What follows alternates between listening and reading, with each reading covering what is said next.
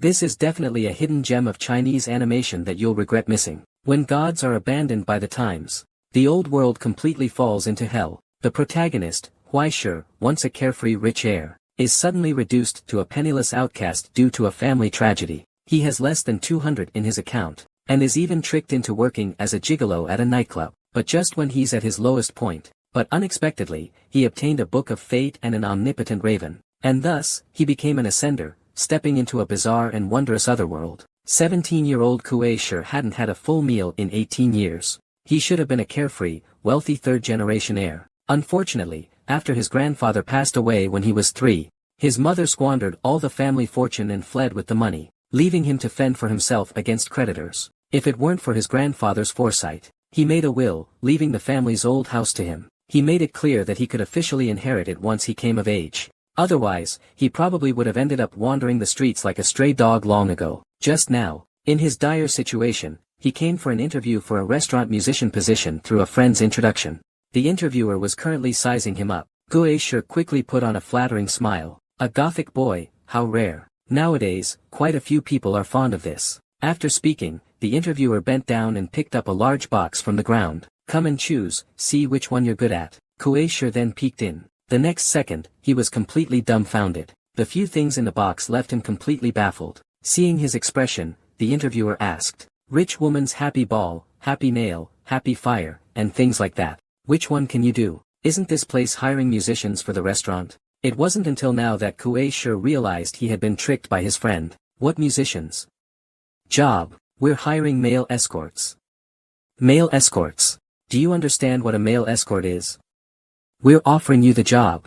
At that moment, Kuei Shi stood up and left. He only sells his talent, not his body. The interviewer, however, stopped Kishi at this point. You may have some misunderstandings about our profession, but it's okay, because you haven't yet understood the 4 hardships and complexities of the adult world. In a few years, you'll experience it yourself. Looking at your face now, you still have some charm, but if you don't take care of it, it will soon fade away. As she spoke, she pulled out a bottle and shoved it into Kishi's hand. This is a personal gift from the club's top guy. High-end stuff. If you like it, remember to come back and find me. Then he sent Kuei Shi out the door. Kuei Shi stood dumbfounded at the doorway, looking down at the cosmetics in his hand. He wanted to throw them away, but he was a little reluctant. He said it was high-end stuff. Maybe I can sell it for some money. He gritted his teeth and stuffed the small bottle into his chest.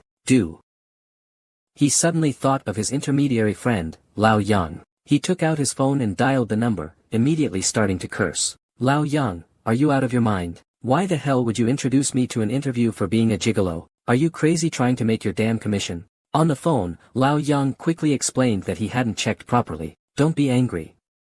How about I treat you to dinner the day after tomorrow, to celebrate your sister-in-law's recent discharge from the hospital. Remember to bring a dish. Bring a dish. Are you going to eat or not? A sudden clap of thunder interrupted their conversation. Kuei Shi turned to look. She saw billowing black smoke and flames rising from the distant docks. It looked like something had exploded. At this moment, thunder rumbled in the distance. The sky began to rain. Kuei Shi hung up the phone and immediately ran toward home. On a rainy day, he had planned to take a shortcut, but unexpectedly, as soon as he entered the alley, he bumped into someone. Kuei Shi couldn't dodge in time. His wrist was grabbed. Then, a heavy box was shoved into his hand. The man's face contorted as if he wanted to say something, but instead he opened his mouth and spat out a large mouthful of blood. Amid the blood, there was surprisingly a small goldfish. Soon after, the man collapsed on the ground, breathless. The goldfish that was struggling in the blood quickly grew still. In the silence of the alley, only Kuei Shi remained, and the box that had been placed in his hands. Then Kuei Shi called the police. After finishing his statement at the police station, Kuei Shi left. He walked with his head down on his way back. By accident, he saw a bank balance notification. A sharp pain suddenly hit his heart. He felt a bit miserable. A long time ago, this place was called Yu Garden Shui Mansion. It was the mansion his grandfather left him, but now, it has turned into a famous haunted house. Standing before the large iron gate, he sighed. I'm back. In the darkness. No one responded. When he thought about it carefully, it was a miracle that he had made it this far. Not only did he survive, but he also received a full scholarship. Now, as long as he finds a stable job, everything will slowly get better. Life is always so painful. Or is it only childhood that is like this? No one answered him. Now he can only hope that netizens will bring a little joy to his painful life. Kuei Shi opened his phone. He saw the class WeChat group. A photo of Zhang standing at the Nyolan Club. Good. Now the rumor that I almost became a gigolo has spread all over the world. Suddenly, the glass shattered, and the rain blew in, soaking him completely. The anger that had been building up in Qi Shi for days finally erupted. Damn it. What's the point of all this nonsense? If you're so capable, just come and kill me already. I will defy the heavens. Just as he finished shouting, a blazing bolt of lightning struck down. The pen slammed straight into the railing outside the window. Kei Shi suddenly collapsed to the ground. She gathered her courage and shouted out the window. I won't resist anymore. Big brother. I was just joking. Huai, sitting in the corner of the bed, looked like she was about to cry. She picked up a thick notebook from the floor. This thing is his cheat code. He found it after a high fever when he was 9 years old. He thought he would reach the peak from then on. But its only function is to automatically write a diary every day. It's also tear-proof, rip-proof, fire-proof, and waterproof. Looking at today's diary, a certain word suddenly caught his attention. He didn't expect this useless thing could even describe the atmosphere. Kuei Shi casually flipped through the pages. He became a deserter, ended up in prison, got incarcerated, and slowly blended into the streets. He started collecting protection money and introduced himself to Wang Quan. Due to the bad situation, he wanted to switch to a legitimate business, so he took over the original one. Could it be that he was activated by a lightning strike? Just as he finished speaking, Kuei Shi suddenly felt a rush of dizziness. He closed his eyes and fell into a deep sleep. When he opened his eyes again, he found that he had become a security guard. He arrived at the door and was about to clear his mind when a figure stood under the dim light. In the next moment, the figure was already standing in front of me. Then, he collapsed into a pool of blood. The figure who did this stood at the door and revealed a sinister smile. The rain outside was still falling. At 3 o'clock in the morning, a knock came on Ai Qing's door. Miss, it's a sea level alert. Ai Qing sighed. Help me change my clothes. The assistant entered and helped her take off her pajamas. Then, they put on underwear over her pale, bare body. The emaciated girl was helped up and supported by a crutch. In the pouring rain, the car quickly arrived at the scene. As soon as the car door opened, the captain rushed over. What happened? Hearing the question, the captain quickly informed that it was a special crime. According to the regulations, we must notify the local prosecutor of the Astronomical Association within Y time for processing. Jinhao Bathhouse. This is the place where Kuei Shi dreamt of witnessing a murder. Not a single living person inside or out. It was the delivery person who noticed something was wrong and reported the case. By the time they arrived, an hour had already passed. Subsequently, a police station in Qingpu district was also attacked. Fortunately, it was midnight, so there were no casualties. However, all the surveillance footage in the bathhouse was destroyed. The traffic cameras across the street only captured a blurry outline. The attack on the police station targeted the evidence room. 3 or 4 people directly broke down the wall to get in. A shadowy figure was seen entering the building and ransacking the inside. Yi Ho smashed open the cabinet and took out something. Ai Qing reached out and paused the video, rewinding it a few seconds. The person wearing the monkey mask was clearly visible in the footage. He was holding that small box. The captain recognized this box. Case file, record XH8109. And this person had coincidentally visited this bathhouse before he died. So everything that happened revolved around this box. So who was the person who reported finding the Y body? Upon hearing the question, the captain quickly retrieved the file and handed it to the young woman. On the screen was none other than Kuei Shi's profile. Ai Qing stared at Kuei Shi's photo for a long time without moving. Meanwhile, Kuei Shi was still trapped in his nightmare. This time, he had turned into a homebody who had just finished enjoying himself and was about to head home. He was washing his hands, singing a song. Then he noticed blood seeping through the crack under the door. Footsteps in the blood slowly approached. Someone pushed open the door. A figure appeared, standing in front of the door. A strange smile appeared on their face. Then they died again. Guilty, she angrily opened her eyes. She turned over and fell to the ground. This is truly unbelievable. He had nightmares all night. He dreamt of being killed again and again. Kuei Shi didn't want to think about it anymore. He decided to wash his face to clear his head. But as soon as he opened the door, he saw the dark barrels of guns. Guns, long and short, were pointed at his face. Brother, don't shoot. It's me. Cold sweat instantly poured down as he raised his hands, signaling that he had no strength to resist. Brothers, please don't shoot. New High City Special Affairs Division. At this moment, Huai Shisheng had nothing left to hope for. His lips were already worn out. He had explained the situation 20 times, but they just wouldn't let it go. At this point, he gave up and said, "I'm done, do whatever you want. Kill me, torture me, whatever." Seeing this, AI Ching made a phone call for help. However, the one answering the call was the top gigolo.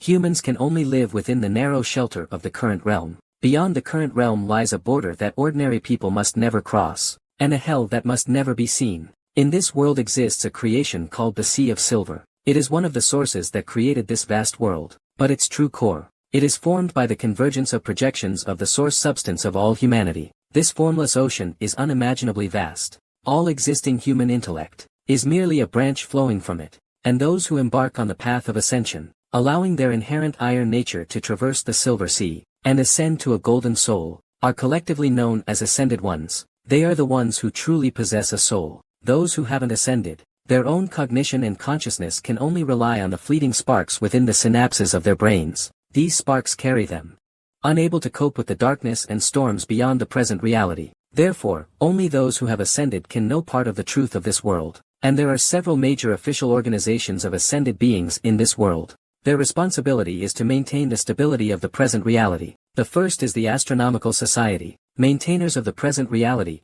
protectors from the Silver Sea. LHG's subordinate departments are spread across the world. Their main purpose is to suppress border-related evils and sublimator criminal activities. The second is the Governing Bureau, the authority that governs the Astronomical Society. It is composed of government officials from various countries and major monopoly groups. The third is the Special Affairs Bureau. The BL agency was established to prevent the ascensionists from persecuting ordinary people. Most of its members are highly trained soldiers. It is a superior agency to the Social Security Bureau's Special Affairs Division. It is the Dongxia Kingdom's department for managing ascensionists. Of course, where there is justice, there is evil. The largest KB organization on the Green Sun border. It aims to disrupt the current stability. It launched a KB attack against the Astronomical Society. The Organization of the Purified People in Hell aims to destroy the present realm. The existence behind it is one of the 24 destructive elements, the evil god Rancher, and the 24 destructive elements. Each possess the KB power to turn the present realm into hell.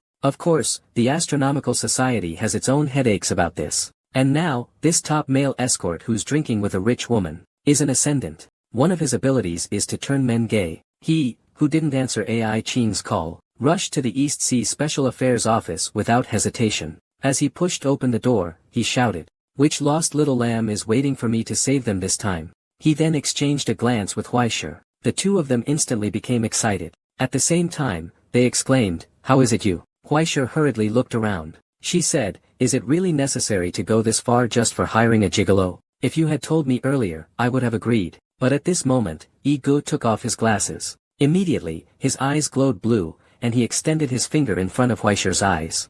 Huaishur glanced at it. In an instant, she turned into a lovesick fool. She stared at Yi Gu with a lecherous grin, but the elder brother didn't respond. He just said, "Little brother, we're already acquainted. Mind if I ask you a few questions?" When C.I. Huaishur frantically nodded. "Whatever you want to know, I'll tell you. My YHK password is 52013. Before he could finish, Yaich quickly interrupted him. He told him to just say what he did yesterday, and also, whether he knew what was in the box sent to the police station. The deranged Huaishur spilled everything, but it didn't contain anything the Special Affairs Bureau needed. After confirming that Huaishur posed no threat and that there was nothing more to learn from him, the Special Affairs Bureau released him. Walking down the street, Huaishur recalled the foolish look he had just had on his face. He immediately felt his stomach churn and vomited. He cursed, "Damn that bastard, BT, what the hell did he do to me? He didn't turn me, did he? This is it, my reputation is completely ruined." Then he thought of the strange box. A sudden sense of impending doom struck him.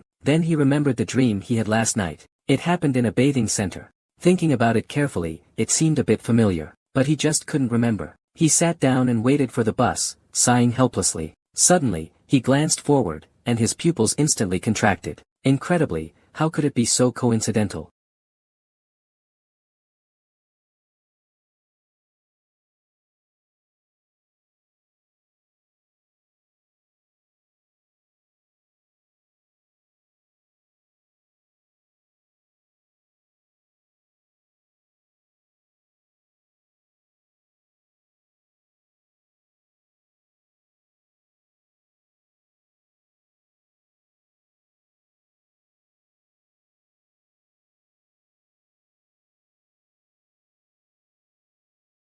After going through a series of events, Huaishir chose to trust the raven. Following her instructions, she bought a bunch of ancient alchemy items. But she still asked the raven what these items were for. Hearing this, the raven explained, alchemy. It's used to create stigmata that even ordinary people like you can use. The sole essence of those who have ascended is the divine powers form. Stigmata, then, are the results of analyzing the legacy of gods. By tracing back the remnants of miracles, we seek the path to the divine. We imitate the gods. We investigate the authority and remaining traces of the gods. What we have researched is the existence of stigmata. Using metal and incense in a secret ritual, we create tiny miracles in imitation of the grand miracles. It's the stigmata. Hearing this, Huaishir couldn't help but ask if gods truly existed in this world. After a moment of silence, the crow replied, they once did. But they're all dead. Things discarded by the times are insignificant to the current world. Soon, they won't even be worth remembering. Not understanding,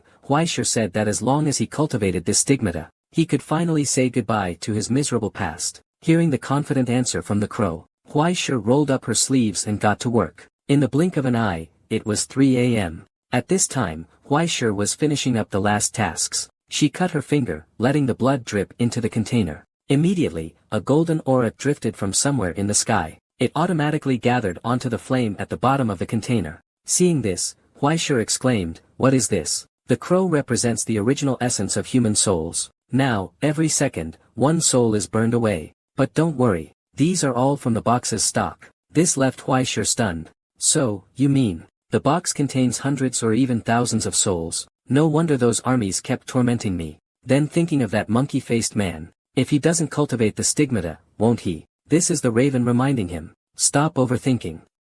Let's begin. Hearing this, he calmed his mind. He poured the liquid from the bowl into the container. In an instant, blue light soared into the sky, illuminating the stone marrow pavilion brightly. At this moment, the raven spread its wings. I hope this time the bet was really the right one. Then it rushed towards the container. Immediately, a more intense blue light surged up. Moments later, the light dissipated, and something shot out of the container. It was a crystal-clear feather. It then gently floated down onto Huaishir's hand. The sound of a crow echoed from afar. This is my body in the present. An untold, unique trace of events, a branching phenomenon. At that moment, the books behind him started to shake and glow. They then automatically flipped open. He saw that it contained information about himself. He couldn't help but ask, what exactly is this? The crow's voice sounded again, as if it had to speak. It's probably the last remnant of heaven on earth. You can call it the Book of Fate. Figure out how to use it yourself. I need a nap first. Huaishir flipped through the pages. He then looked at the feather in his hand. He then touched it to the page.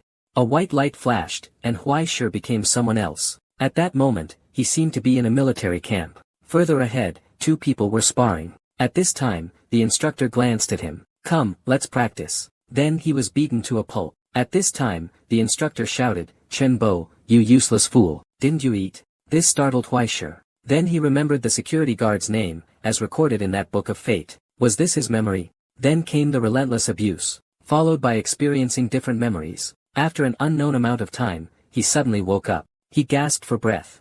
Then he found an 4 drip in his hand. At that moment, a crow's voice came, you're awake. Meanwhile, at an unknown residential building, a monkey-faced man opened a door. Inside, he saw a bald man sitting. The monkey-faced man threw a package to him. The bald man quickly opened it and took out the box inside. Then he exclaimed, where's the stuff? You didn't secretly keep it, did you? But the monkey-faced man said he found it empty, and he didn't have the ability to keep all those things for himself. This enraged the bald man. He had to find out everyone who had touched the box. This is a book that can record the memories of the dead. Its owner could learn their mastered skills through these memories. At this moment, Huaishir woke up from someone else's memory. He opened the book and found that he had gained 4 new skills. The information that was originally recorded in the book about others had also disappeared. The crow explained when it saw his confusion. The Book of Fate is now bound to you. It will only record things related to you. The reason it recorded these fragments is probably because they all died because of you.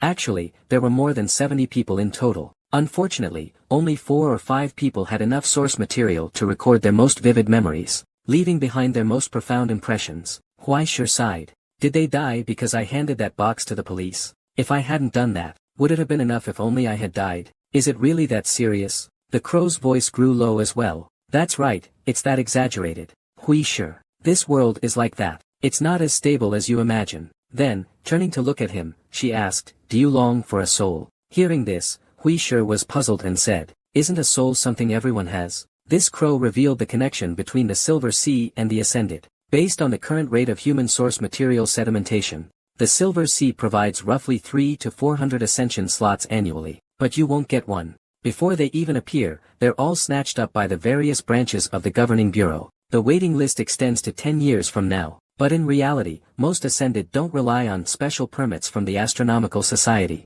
They essentially smuggle themselves in, awakening spontaneously. This is the path you must take. For others, this process is naturally incredibly difficult. It's like launching a rocket with only a few supplies, heading out of the atmosphere. Timing, location, and support are all essential. Otherwise, it's a disaster. Then you end up on their shoulders. But you're different. Having the Book of Fate in your hands is like having the path to the heavens beneath your feet. Everyone else is Icarus. You're the one climbing the ladder, steady and secure. Hui Shi looked at the Book of Fate in his hands, and asked what exactly should he do. The crow whispered in his ear, tempting him, it's simple, just kill someone.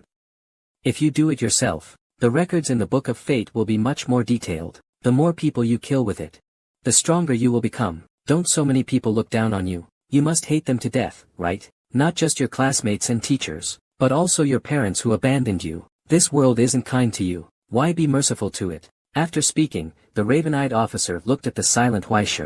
He was indeed scared, wasn't he? However, Hui Shi suddenly smirked and said, really? She turned to look at him. Is it enough just to kill someone? Then let's start with Li Wuyang. After all, he always brags about his dad and his good uncle, and that woman who flirts with him.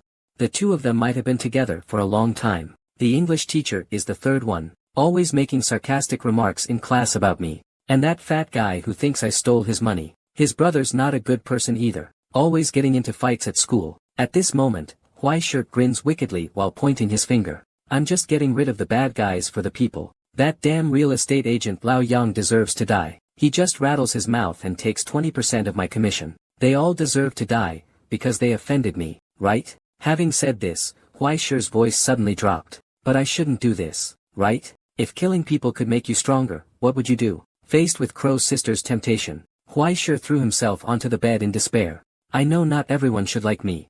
I may be unsociable and unpopular, and perhaps sometimes some people's actions deserve punishment, but none of them deserve to die. They are all living people, just like me. They shouldn't die. Just like how the people in those clubs shouldn't die, even if they might be guilty, they are innocent. So I don't like you saying those things. Then, suddenly sitting up, gritting her teeth, she said, I really don't like it. This made the crow cover its eyes and start crying. Why are you being so fierce? Big sister is just doing this for your own good. Besides, now your sister's whole bird is yours. Isn't it okay to test things out a little before starting the cooperation? Then, with a wronged expression, she said, on account of my sister's sincere heart, could you give me a chance to mend the situation? Upon hearing this, Hui Shi couldn't help but ask what it was. The raven immediately perked up and raised a feather. It's simple. Since you're unwilling to kill others. His eyes sharpened. Then I'll have to kill you instead. To survive, Hui Shi could only agree to the plan. At that moment, he was lying in bed. The branching point of events appeared in the Book of Fate. Dao Yuan's essence surged out, enveloping him. When he came to, he had become a person waiting for the subway. Then, his phone vibrated. He picked it up and saw it was a message from a subordinate, asking him why he was fired, asking what he would do about his mortgage, car loan, and family. Let's die together. Just then, the subway was approaching the station. A man appeared behind him, and then pushed him forward forcefully. Then he was taken out. When he opened his eyes again, he found himself transformed into a soldier wearing an exoskeleton, and the sky was filled with countless monsters. He met his end in battle again. When he opened his eyes once more, he became an ancient man. At this moment, he was tied to a roasting rack. A man ahead of him was walking toward him with a torch. Seeing this, Hui Shi broke out in a cold sweat. I've gone too far. Just as Hui Shi was experiencing various ways to die, on the other side, Ai Qing brought Yi Gu to the dock explosion site for investigation. Ai Qing looked at the electronic data in her hand and said, several more bodies were found. They were all addicts who had been tortured before they died. The sight was gruesome. At this time, Gu analyzed. The goods declared in the container are electronic products shipped to Europe. The declarant is a shell company. If we investigate further, we'll find nothing but a scapegoat. That box-like thing, is it border contraband? Is someone profiting from it? So it's an internal conflict caused by uneven profit sharing. And the survivor ran off with his spoils. I died after meeting that goth boy. Right, what was that boy's name again? Ai Ching replied from the side. Huaishe. Hearing this, Yi Gu leaned in front of Ai Ching with an amused expression. You know him? Ai Ching didn't deny it. Then she took out a transparent object and showed it to Yi Gu. This is the M hallucinogen found at the scene. More importantly, it's mixed with source material. That means, it was created by that box-shaped border relic. This stunned Big Brother. Whoa, this is getting serious. And what does this have to do with me? Even though I'm just doing this for the money. But it doesn't seem necessary to know that specifically, does it? I'll take my leave then. But Ai Ching was seen with a sullen face, not responding. I was instantly stunned. You're not going to silence me, are you? Ai Ching simply smiled at him. This greatly frightened Yi Gu. Seeing the effect was sufficient, Ai Ching stated her purpose. I need you to go to a place. Meanwhile, the bald man, through surveillance, finally found Huaishe, who had contacted the box. This man experiences 100 different ways to die every day, just to quickly awaken his superpowers. Because the monsters are coming for him. Yet, this man, so adept at courting death, is stuck at 99% completion. And the Book of Fate can only read his memories from age 10 onwards. This caused the crow to softly murmur. Huaishe, what are you hiding? At this time, a crescent-shaped object formed from source material appeared on the Book of Fate. Seeing this, the crow was startled. It's a lunar phase. How curious.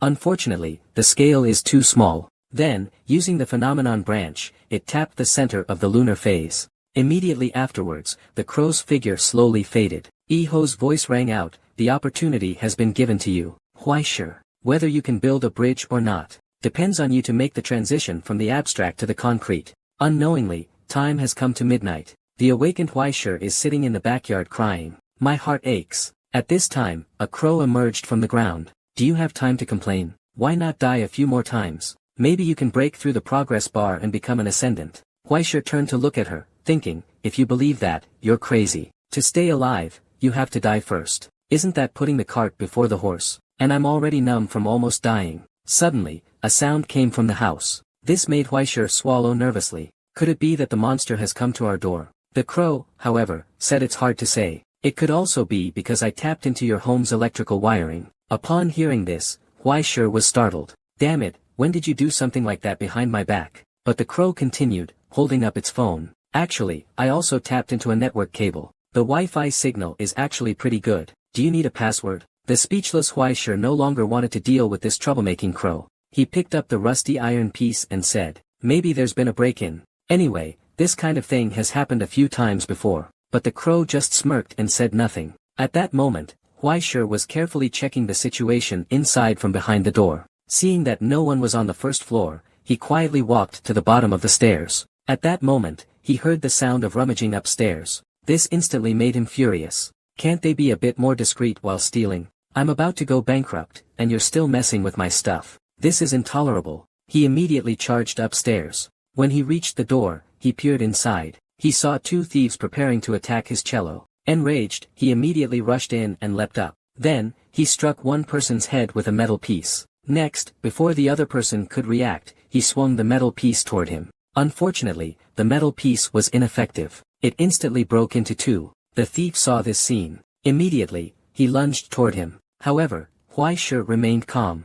A punch landed on his chest. Then came 5, 6, 7, 8 punches, followed by a kick to the abdomen. But the thief grabbed his foot. Then his neck was also seized, and he was pressed to the ground. The thief said, not bad. Keep going if you dare. By this time, another person had woken up. He walked toward him with a hammer. Just as he was about to die, he remembered sad past events. The ashes were gathered in his hand. He threw them in the thief's face. Everyone wept bitterly, but they were all heartbroken. And don't forget to keep hitting. You punch, I punch. Then the thief picked up the hammer, and was about to hit him on the head. With a bang, a gunshot rang out. The thief was down. Seeing this, both of them were startled. But the person who came was Ai Ching. This man, who had just been pointed at with a gun and refused to yield, instantly surrendered the moment the woman showed him her phone's balance. He instantly gave in. At this moment, he transformed into a model citizen. All for one, and one for all. Cooperating with the government investigation is the inescapable duty of every citizen of Dongxia.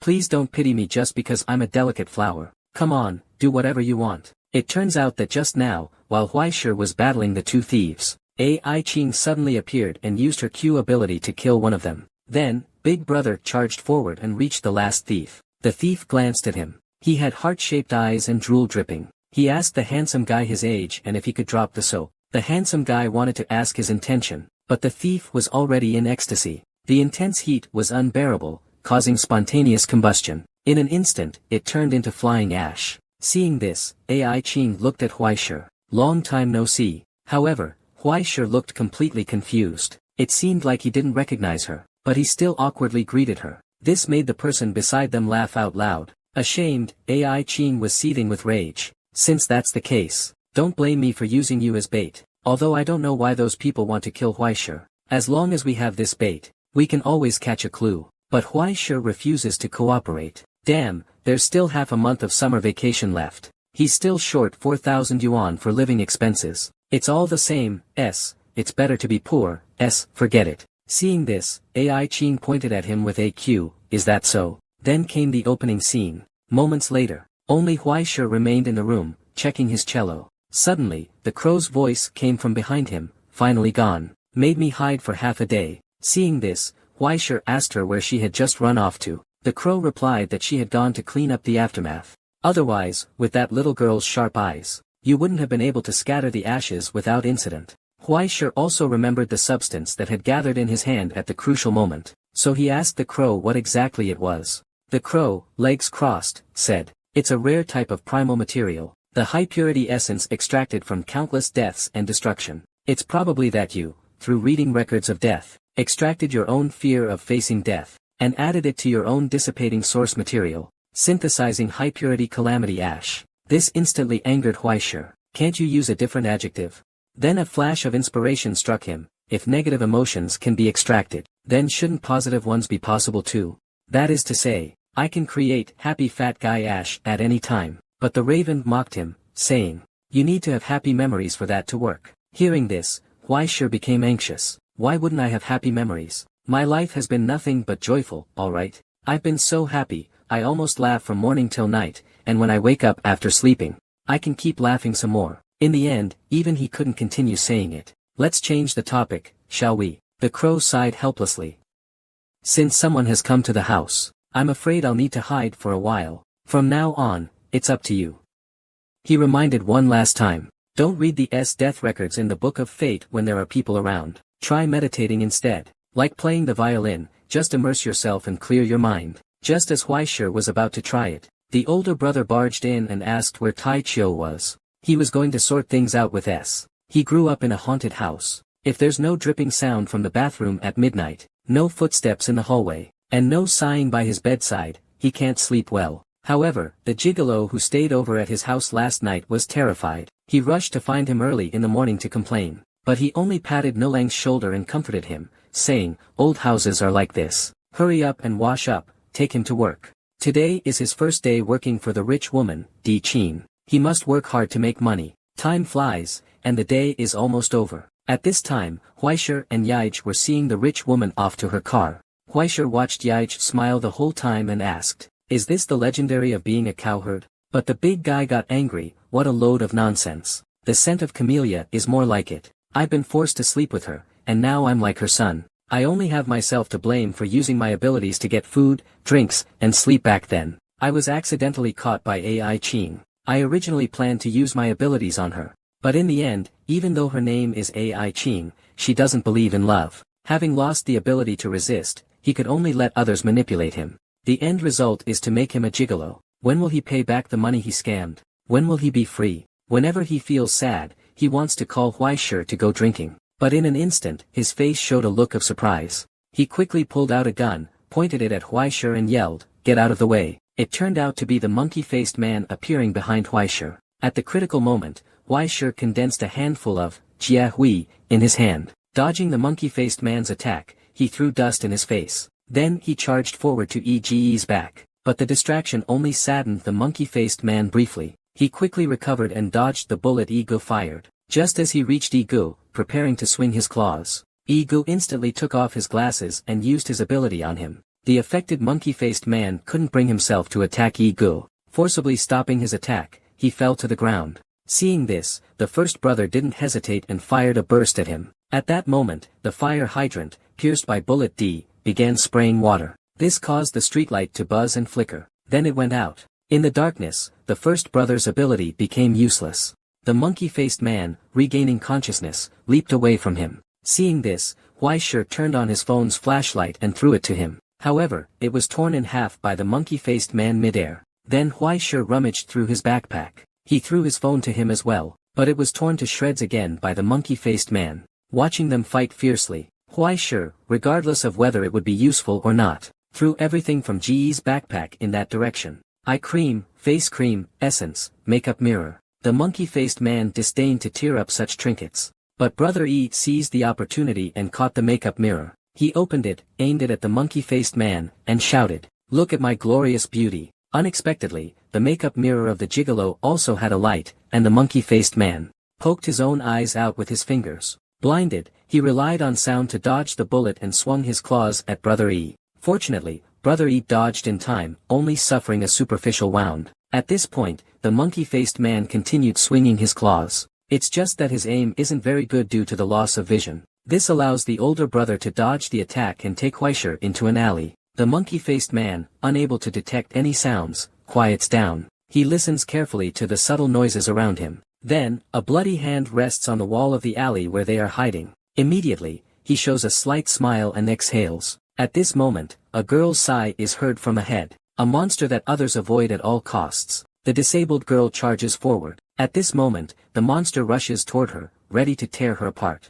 Suddenly, the right armrest of the girl's wheelchair has turned into a mechanism. The monster that had fallen to the ground tries to get back up, but it is shot in the left leg and left waist by a bullet from afar. Then, from a building in the distance, a Barrett sniper continues to aim and fire. Yet, despite being injured, the monster still manages to dodge. With its tenacious vitality, evading all the attacks. Then it leaped and disappeared into the darkness. Soon after, the girl arrived in front of the two wolves. She asked what the elder brother had discovered. The elder brother patted off the dust and began to explain. The monster's soul ability is still unclear, but its stigmata is a third-stage ether-level stigmata, a legendary monster. It is said to have a face resembling a monkey and a body like a raccoon. Huaishe sweated and said, "Does she not like me?"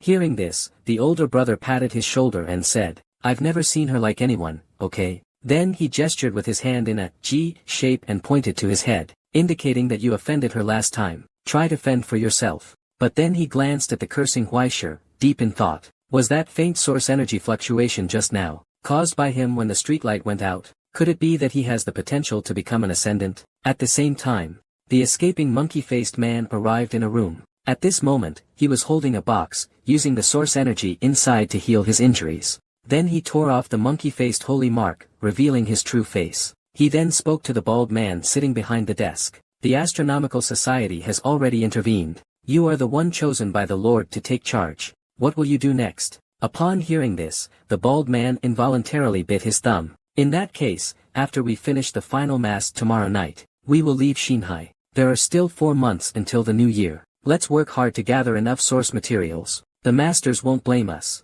However, the monkey-faced man raised the issue of the task in the quarantine zone. This startled him, and then there was a long silence. The next day, Huaishe sat in the clubhouse, thinking about Ai Qing. Did they really know each other before? At that moment, a glass of red liquid was thrown on his face. When he came to his senses, he saw the rich woman yelling at him. Didn't you come here to sell yourself? Why are you putting on such an act? The manager quickly stepped forward to smooth things over. He coaxed the rich woman into another room. Then he turned back and sighed at Huaishe.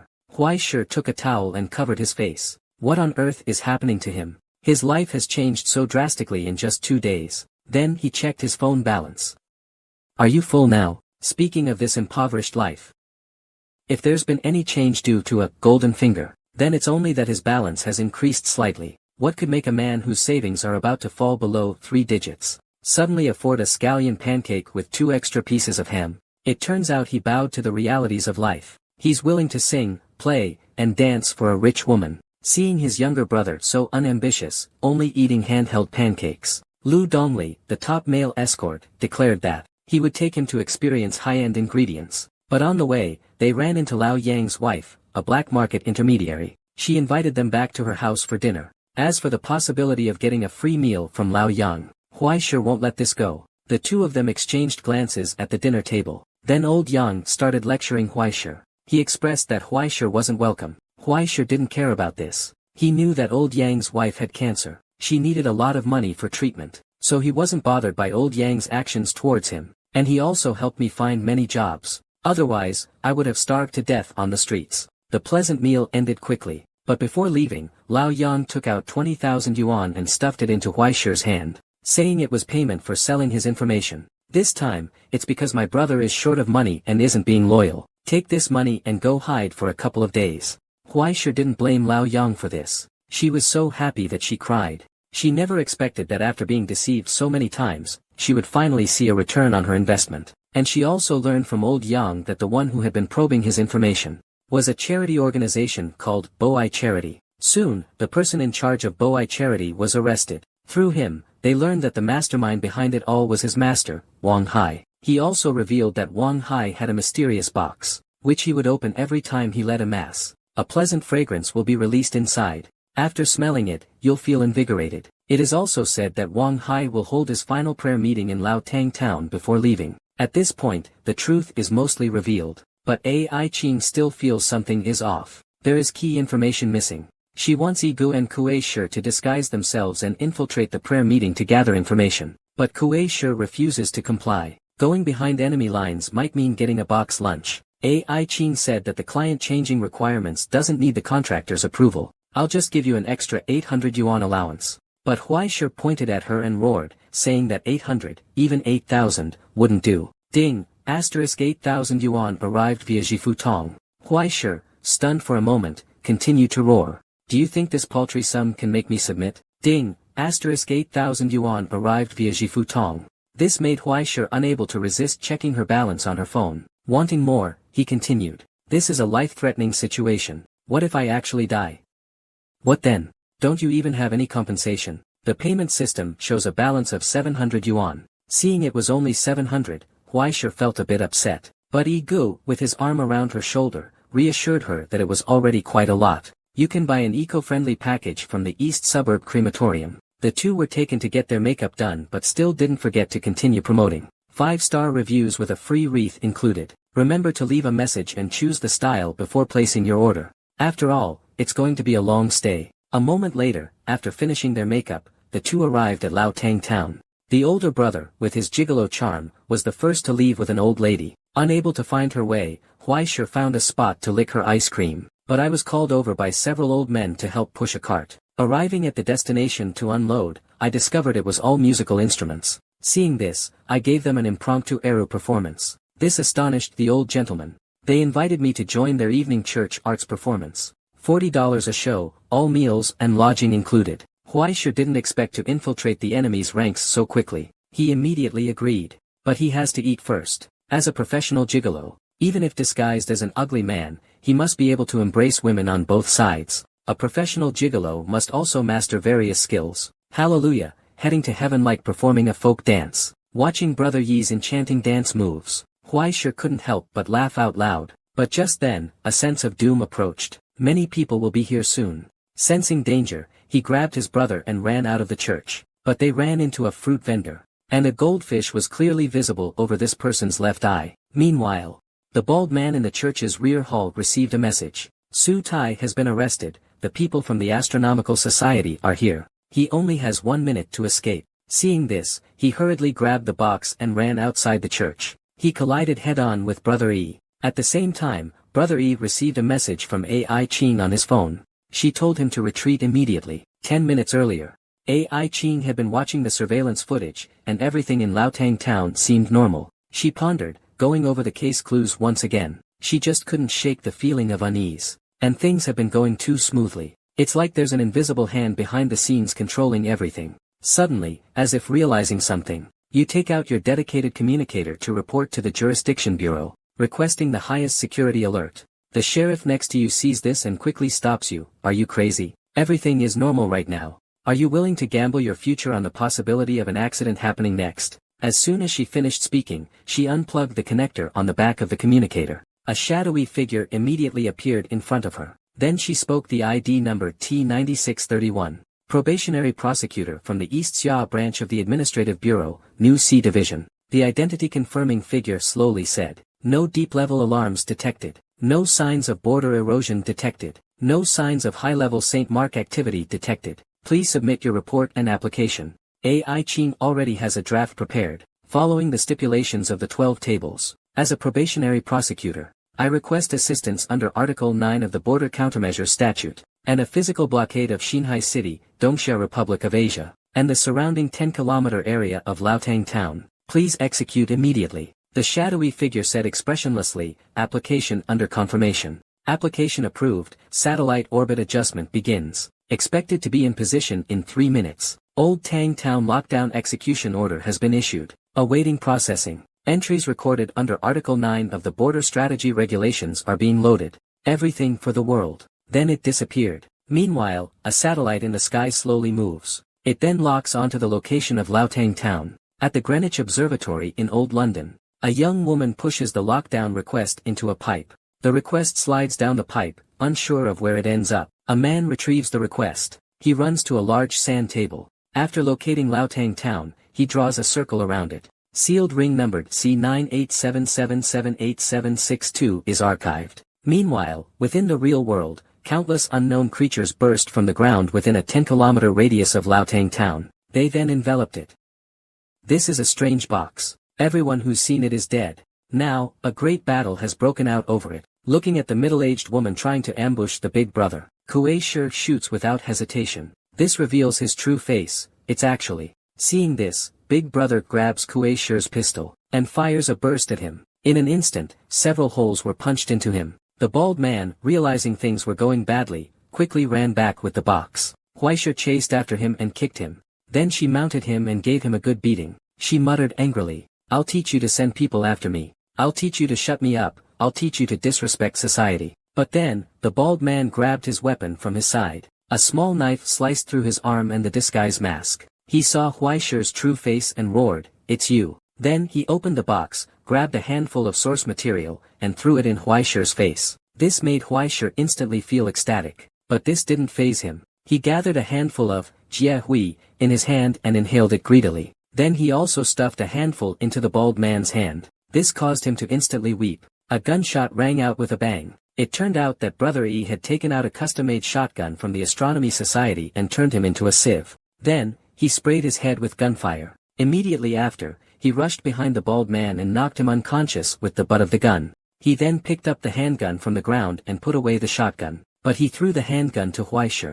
Then, he picked up the box in the bald man's hand and said, "In 3 minutes, Laotang Town will be locked down. We must leave immediately." But Huai Shi stared blankly at the box Yi Gu was carrying. Then he raised his pistol. With a bang, Yi Ji's chest was seen to be shot through. Watching Yi Gu fall to the ground, Huai Shi instantly came to his senses. He looked at the gun in his hand in disbelief. "What have I done?" Trying to recall what happened, he felt a surge of nausea. Then, he vomited up a small goldfish. Just then, he was shot in the back. Falling to the ground, he struggled to look behind him, but his eyes widened instantly. What he saw was Lao Yang, the man he had dinner with just yesterday. Then, he saw energy gathering behind Lao Yang. And then, a blond man holding a fish tank emerged from thin air. The blond man looked at the fallen Huai Shi and sighed, "What bad luck. You're actually a prospective transcender. No wonder the third-generation goldfish couldn't parasitize at the beginning. Otherwise, I would have gotten the box by now. Why would it be so troublesome now?"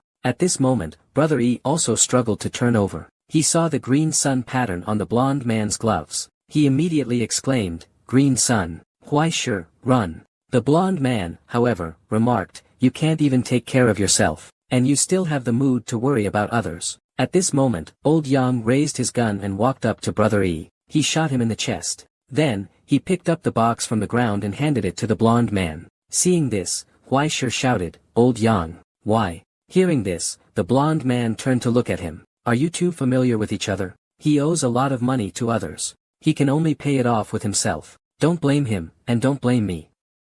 If you want to blame someone, blame your bad luck." At this moment, Huai Shi remembered Old Yang's phone call. "There's a pretty good job near Xinhai dock." He asked if he wanted to give it a try. And it all started from that day. The dock explosion. The crash that killed someone. Finding the box. It turns out this was a trap. I was schemed from the start. the protagonist dies, and the story ends. This is a strange box. It can absorb the soul essence of living people, allowing its owner to rapidly increase their cultivation. The man who discovered it by chance, in order to obtain it, plotted for 30 years. The initial plan was simple, using his soul ability to laugh at the fish tank, to split his soul essence F into a goldfish, implanting commands into his body secretly, to let the miscellaneous members of the Saviors Association with the Box E trigger infighting, then using Lao Yang's hands to arrange for the completely unrelated Huaishir to move Box E out. This way, he can get Box Z without anyone noticing. Huaishir was originally only supposed to play the role of a tool,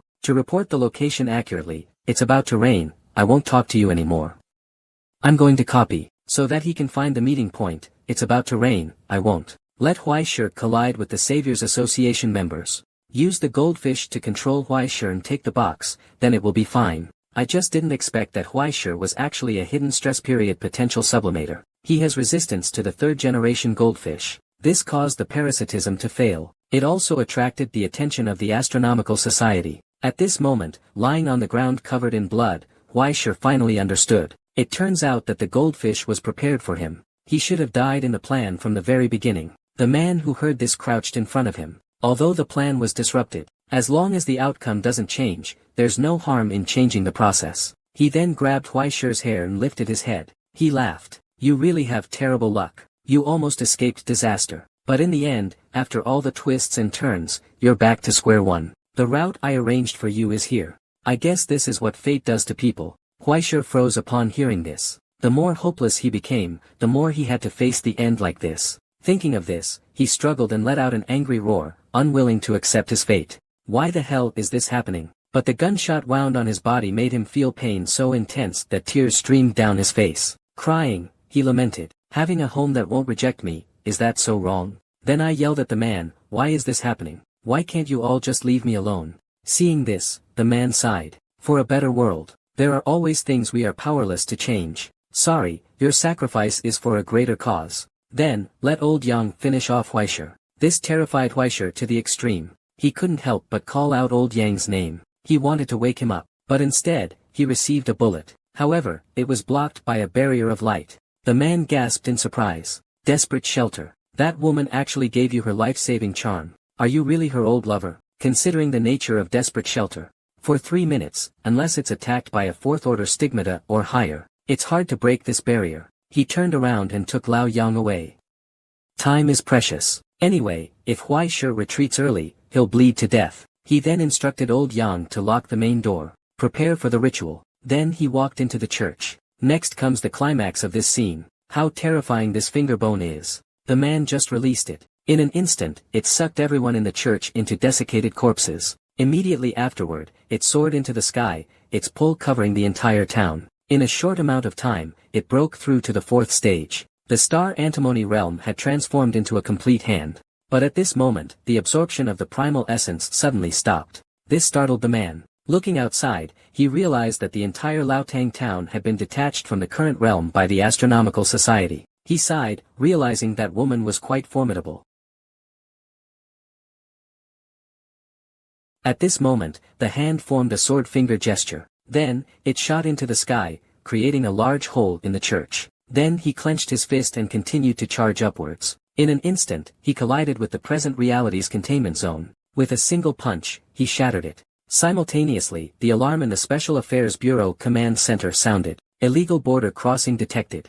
Soul imprint comparison complete. Threat level upgraded. Personnel who saw this alarm immediately shouted. It's wind calamity, the 4th of the 10 calamities, an altered belonging to Green Day. Threat level A. Upon seeing this, Ai Ching immediately inquired about any news of troop evacuation, but she was told there was none. There are no other signs of life in Laotang town. Hearing this, she stared at the communication device, her face grim, at a row of red names on the screen. Then she roared. So what are you waiting for? Are you waiting for him to order? Execute the final plan. Upon seeing this, everyone immediately contacts the action. In an instant, tanks surrounded the town of Laotang. Then they opened fire at the direction of the church. But all the shots were blocked by a hand. Seeing this, the sheriff was overjoyed. The counterattack from the wind disaster's hand indicates it doesn't have the capability to withstand direct bombings. The physical laws of the current environment still apply to it. As long as the firepower is sufficient, it's not impossible to bring it down. At the same time, the communicator rings. He saw it and signaled to AI Qing that high-level reinforcements were coming. And the reinforcements are from the Dongxia lineage, ranked the second-tier 5th-level powerhouse, the White Emperor's son. But AI Qing was speechless when she saw the message she sent. Because in the past, reinforcements would be directly airdropped to the present realm via a secret realm transit. If it was fast, they would arrive in less than 3 minutes. It soon gathered a powerful force and reappeared. At this moment, a report came in, the D drug was depleted. At the same time, a message from White Emperor's son came through on the communicator. There's a bit of traffic on the road, they need to hold on a little longer. But at this point, the hand of the wind disaster had already gathered strength. A massive tornado charged toward the shield, instantly shattering it and bursting out. At this time, the Emperor's daughter finally arrived. She looked at the rampaging wind disaster hand and breathed a sigh of relief. Then she gathered her strength and swung forward. 2 huge energy blades instantly sliced the tornado in two. The wind disaster hand hidden within was also split in two, followed by being cut into countless pieces. Watching the annihilating hand of the wind disaster, Bai DZ muttered to himself, I hope there aren't too many victims. But instantly, the communicator rang again. Answering it, she exclaimed in panic, I'm coming right away. I just got lost. Really lost. Your airdrop is definitely problematic. I'll take care of it right away. Just 5 minutes. Meanwhile, the blonde man in the church, holding his injured chest, muttered, Heaven and earth, mighty divine power, free to command. Then, he howled to the sky, White Emperor's son. This man runs a morgue on the ground. He enjoys removing small items from people's bodies and selling them to customers. But today, he's met a tough challenge. Even if his internal organs were completely emptied, this person wouldn't go down easily. Even with nothing left but bones, they still want to live. This makes the man furious. Why, after being cut this much, won't you just die already? How shameful, sure just doesn't want to die. No matter what, he wants to stay alive. His strong willpower makes him float up. At the same time, surrounding source energy continuously gathers towards him. The man, seeing this, pointed at him and shouted, Did you see that? He won. Immediately, take your experiment subjects away from here. I never want to see him again. At this moment, flesh slowly began to grow on Huaishi's skeletal frame. It then shot upward, piercing through an ocean. That was unmistakably the Silver Sea. At the same time, he noticed 2 figures on the sea's surface. It was a raven and a red-haired man. But they ignored Huaishi above them. They were chatting among themselves. The red-haired man said to the raven, Ever since I saw your photo last time, my daughter has been crying and saying she wants a raven just like the big sisters. At that time, I was so anxious. So I just grabbed a pigeon for her. Then I sighed. It's been 7 years. I don't know if she's doing well. How's her studying going? This bird sounds like it will put his mind at ease. I just saw it before it came. She's grown quite a bit. She's already a graceful young lady now. Then, with a sharp gaze, he looked at him. The pigeon you stuffed seems to have a bit of a problem. At this moment, Huaisha fell from the sky. Looking at him, the red-haired man remarked, He seems pretty ordinary. Is there anything special about him? The raven didn't respond. It simply said, As the guardian of the Silver Sea, you are one of the only 7 natural enemies in the world.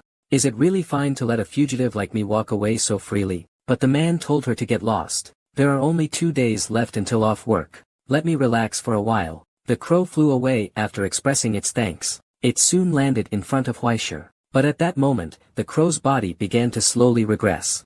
It quickly transformed into a mature woman. This left Huaisha dumbfounded. At that moment, the crow's sister slowly spoke. Let's go, my contractor. Then I reached out my hand. I'll take you home. Meanwhile, in the present reality, the Book of Fate had all its recorded pages burned. Soon, only 1 page remained. The crescent moon on it was glowing. It then expanded into a circle. Afterward, a pillar of light shot out from the center. Moments later, it calmed down and transformed into a shape resembling the sun. Meanwhile, at the city hospital, Huaishi's pulse, which had been a straight line, suddenly fluctuated. As for why Huaishi and the others still had a breath of life, it was naturally because the awakened old Yang. They rolled them up in a carpet, then pushed them to another basement to hide. At this moment, old Yang stood at the door. Huaishi, I'm sorry, I have to save my wife. I hope you can survive. After closing the door, he sat in front of it, watching the special affairs personnel rushing in. Someone asked me to pass on a message to everyone. He said, Green eyes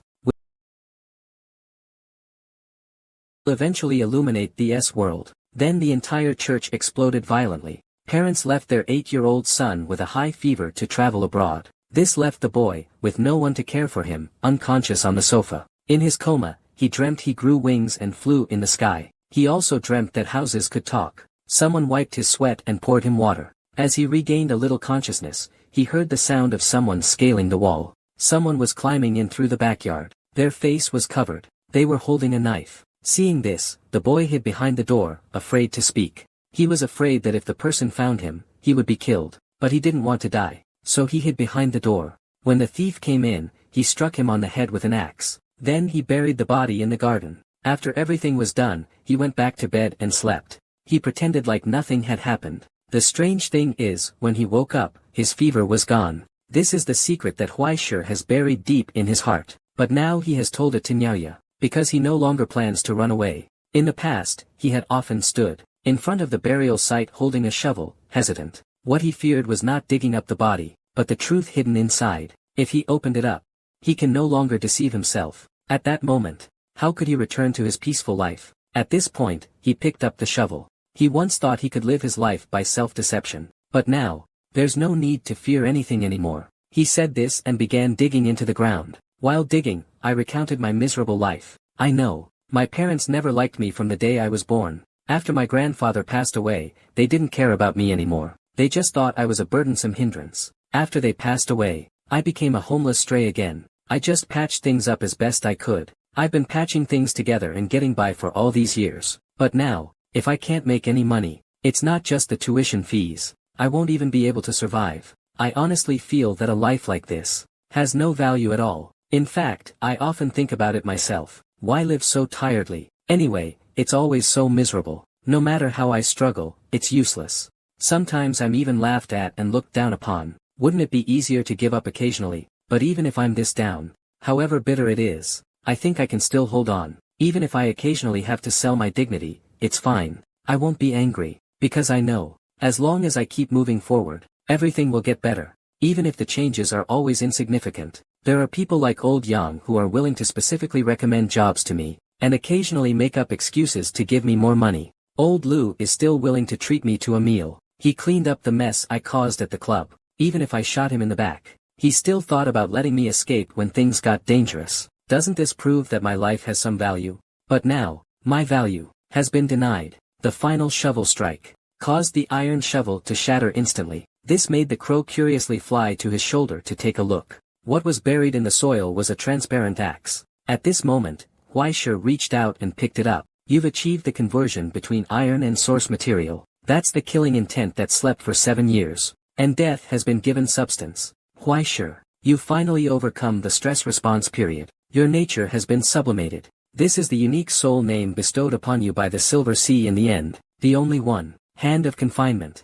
As for why Huaishir is so angry, naturally, it's because after waking up, Ai Qing told him that Old Yang died, and Big Brother is still in the ICU, and may not be saved. The culprit also escaped using a substitute doll. He kills without mercy and is bloodthirsty by nature. He also possesses the legendary ability of the undead. As long as his brain is intact, there's no such thing as a life-threatening injury. But despite all this, he was severely injured by a middle school student in one strike. After escaping, he could only silently lick his wounds in a shipping container. He is the red gloves that Huaishir is looking for. At this moment, after burning all the important documents inside the container to ashes, she put on her clothes and was about to leave the city. Suddenly, the fish tank made a noise. She took a look and saw a sports car crash into a shipping container. It was unmistakably Huaishir and the crow. As for how Huaishir knew the location of the Red Glove's hiding place, it was naturally found through Old Yang's memories in the Book of Destiny.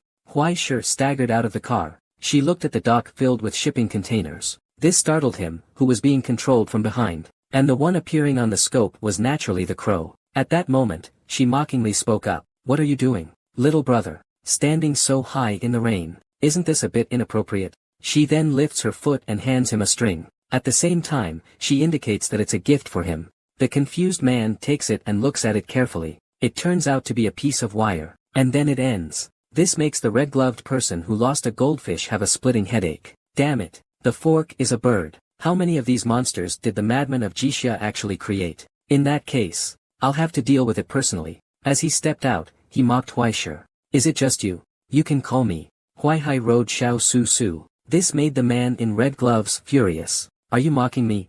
But Huaishir had already taken advantage of his momentary daze. He pulled out his hand, and it was a burst of shots. The red gloves, unable to dodge in time, were shot through, half of the face shattered. When Huaishir was about to shoot again, he found that the person had already vanished. He then stared blankly at his hand. Why am I here?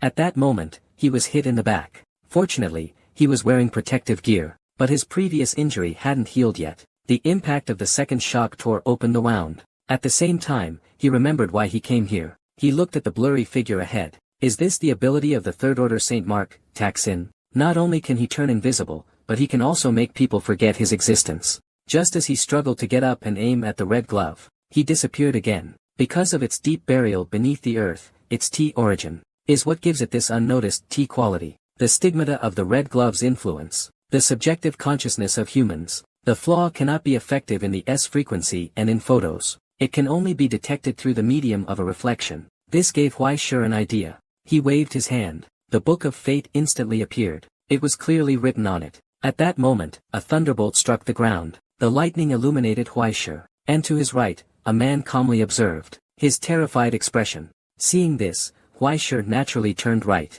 piercing the red-gloved chest. Immediately afterwards, he continued reading. Then, he fired another shot forward, hitting the red-gloved hand holding the gun. Just as he was feeling smug, he suddenly heard a lion's roar from the book. How crazy is this man? His chest is pierced, half of his face is gone, and he's still full of life. He can even control a lion to fight for him. Luckily, Huaishir reacted quickly and avoided disaster. Seeing the lion suddenly appear, Huaishir broke into a cold sweat. He never expected that the laughing fishbowl could control animals too. Seeing the lion charge at him again, he hurriedly raised his gun and fired, but after just 2 shots, he ran out of ammo. He narrowly dodged the lion's claws. He quickly reloaded his gun. However, the lion's claws struck again. Unable to dodge, he could only block with his arm. He was instantly knocked 10 meters away. He watched as the lion slowly approached. Huaishir was filled with terror, and his right hand had already been fractured by a blow. At that moment, the male lion opened its massive jaws and lunged at him.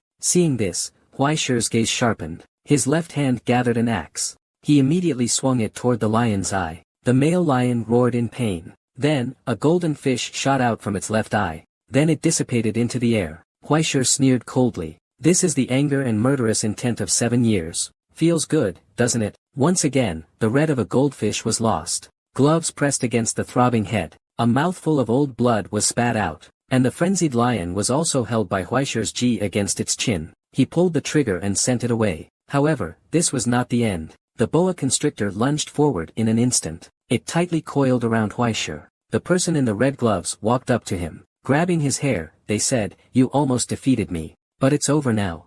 Don't be afraid. I won't kill you." Then, holding the fishbowl, I approached Huaishir. "I will use the goldfish to turn you into a living corpse." Then, I thrust it towards Huaishir's head. Seeing Huaishir's true face beneath the mask, I was instantly stunned. "It's you. Not killing you back then was a huge mistake." Immediately, I grabbed his head. But it's not too late now. After saying that, I controlled the goldfish to rush into Huaishir's mind, listening to his screams, laughing maniacally with excitement. "Scream all you want. Soon, your numbness will be completely devoured. You will no longer feel any pain." Seeing Huaishir give up resisting, Red Gloves let out a roar to the heavens. Then, sadly he said, "It's over. I never thought I, a Green Day elite member, a third-stage ascendant, would end up in such a state. I almost fell at the hands of a Dongxia high school student." At this moment, tears streamed down his face. "When will I be able to go home? My homeland. That moist, verdant forest. Since betraying Rome, and becoming a green-eyed,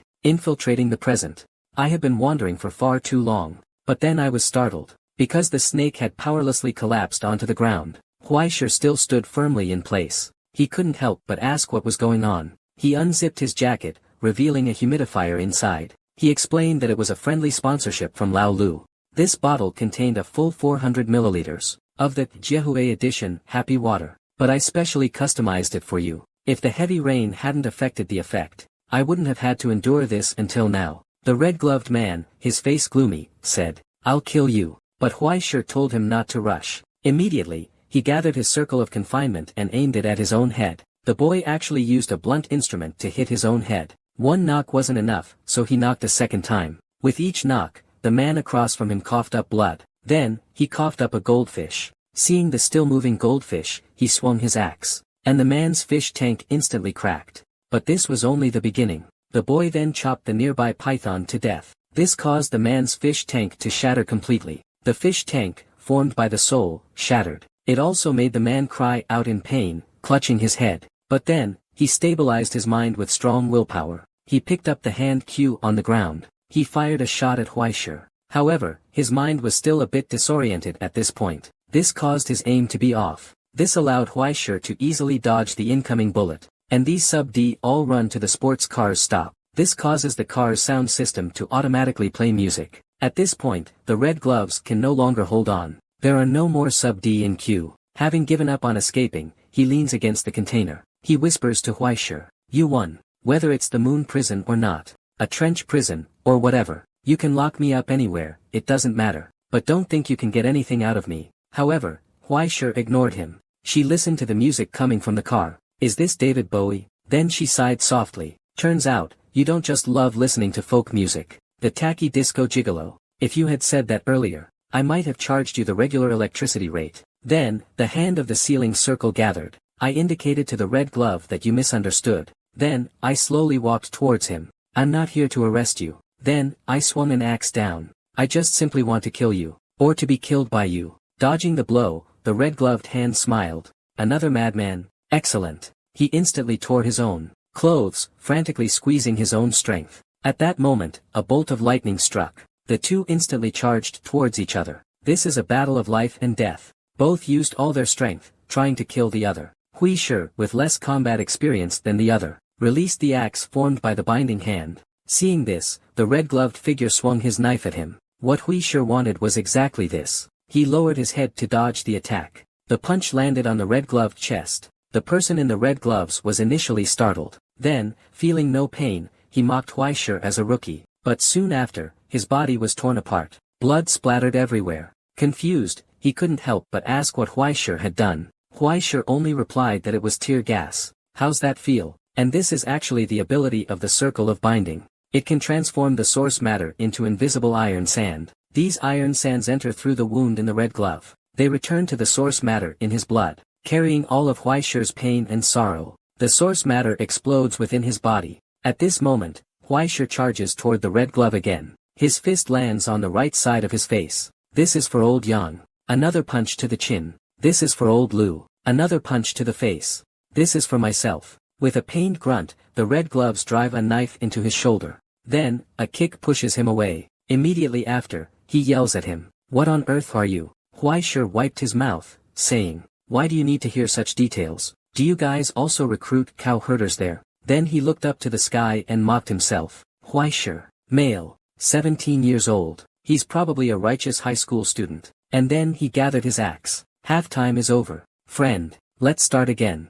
How terrifying it is when a boy who's usually meek in life turns ruthless. He grabs an axe and goes looking for a fight. And even declares that only 2 of them will survive today. Even when severely injured in a fight, he could still joke and laugh. Of course, after laughing, it was time to kill. He gathered his strength again and charged at the opponent with the axe. On the way, he threw the axe like a hidden weapon at him. It instantly hit his shoulder. Then, he slammed into his abdomen. He kept pushing him until they crashed into the sports car. And at some point, the boy had already taken the axe off his shoulder. He pulls the blade out and inserts it into the other person's chest. At this moment, he releases the blade and steps back. "Farewell, red gloves." Watching Huaishur retreat, red gloves couldn't help but sigh. So it turns out that high school students from Dongxia are a bunch of monsters too. At this moment, the sports car suddenly roars to life. The raging fire swallowed the red glove. At that moment, the crow suddenly appeared. It flew onto Huaishur's shoulder and praised him for doing well. It was as beautiful as a miracle.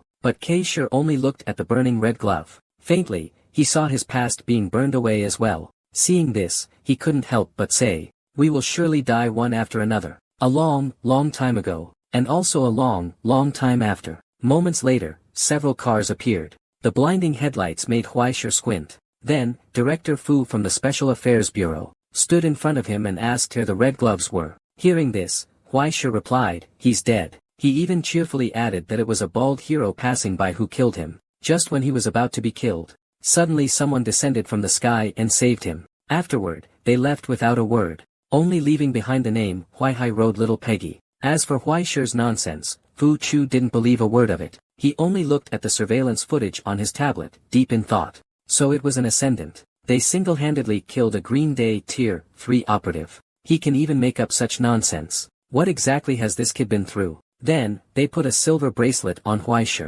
Just as they were about to take him back to the station for questioning, a car stopped in front of them.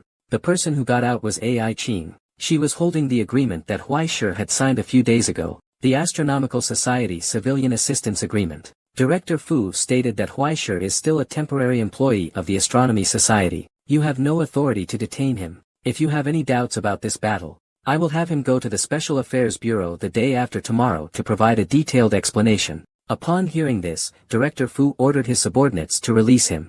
It's the first time I've heard you use the word you. It really is quite flattering. Then he turned and looked at Huai Shi, reprimanding him. Remember not to get too big for your britches, kid. I don't want to see you in the Special Affairs Bureau's prison in the future. Seeing the Special Affairs Bureau people leave, Ai Qing threw the agreement in her hand away. While Huai Shi asked her, wasn't she going to Nanjing? Ai Qing, however, propped her face up with her hand and said that was a lie. If I say, I feel like you're hiding something from me. So you put the W device in your pocket, and you've watched it from start to finish here. Are you angry? Wen Zihue took out the W device from his pocket and looked at it. A little. When did you put it in?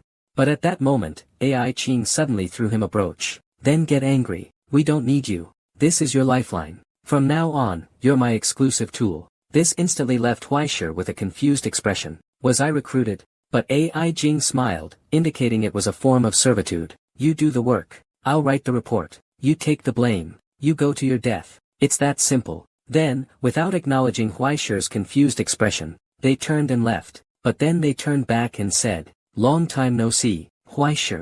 He's the first overweight guy to try cranial trepanation. He's also an intelligence black marketeer. With enough money, you can buy any information about the S-world from him. Sensing Ai Qing's arrival, he handed her the intelligence she wanted. He said it was all the current records and information about the Savior Society. All the records and information. Ai Qing took it and began to read. The Qiangran Savior Society and the Boai Charity were raided, but she felt other forces were involved. Whether it was that strange border relic, or the ascenders secretly connected to them, it all suggested things weren't as simple as they seemed. She then saw a symbol on one of the pages. She didn't expect the Savior Society to be so deep. The exposed Wang Hai was just a temporary leader. Before him, when the Savior's sect wasn't called that yet, there were traces of other leaders' existence. Disguised as a fraudulent group, they secretly developed in rural areas and remote cities. Publicly, they used numerous shell companies to connect with other places. And it's not just Xinhai that's involved. If it weren't for the red gloves, the strong dragon would have crossed the river.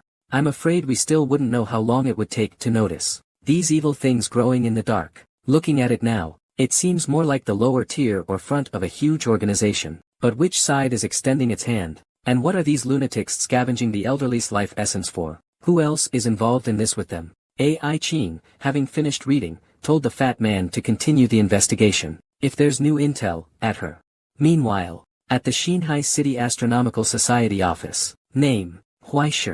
Age, 17. Experiencing this scene again, Huai Shi pointed at the bald man and said, does your astronomical society recruit cowherders too? However, the bald man remained professional and asked him to recount his fight with the red glove. This caused Huai Shi to slump onto the chair and sigh. It was probably just a passing bald man in a cape. Peppa Pig's hero, with one palm strike, de-killed him, right? But the bald man mercilessly pointed out his mistake. Didn't you say last time that you were the bald-headed, cloak-wearing Suso the hero? Unable to bear it any longer, Huai Shi slammed the table and yelled angrily. I can't remember clearly. I said, Uncle, I've asked you this 10 times in the past few days. I mean, I did clear away a threat for the Astronomical Society, right? Why does it feel like I'm being treated like a traitor? The bald man just signaled for him to calm down, his expression still unchanged. Routine investigation, please cooperate. Now, the next question. 2 hours later, the bald man who secured the materials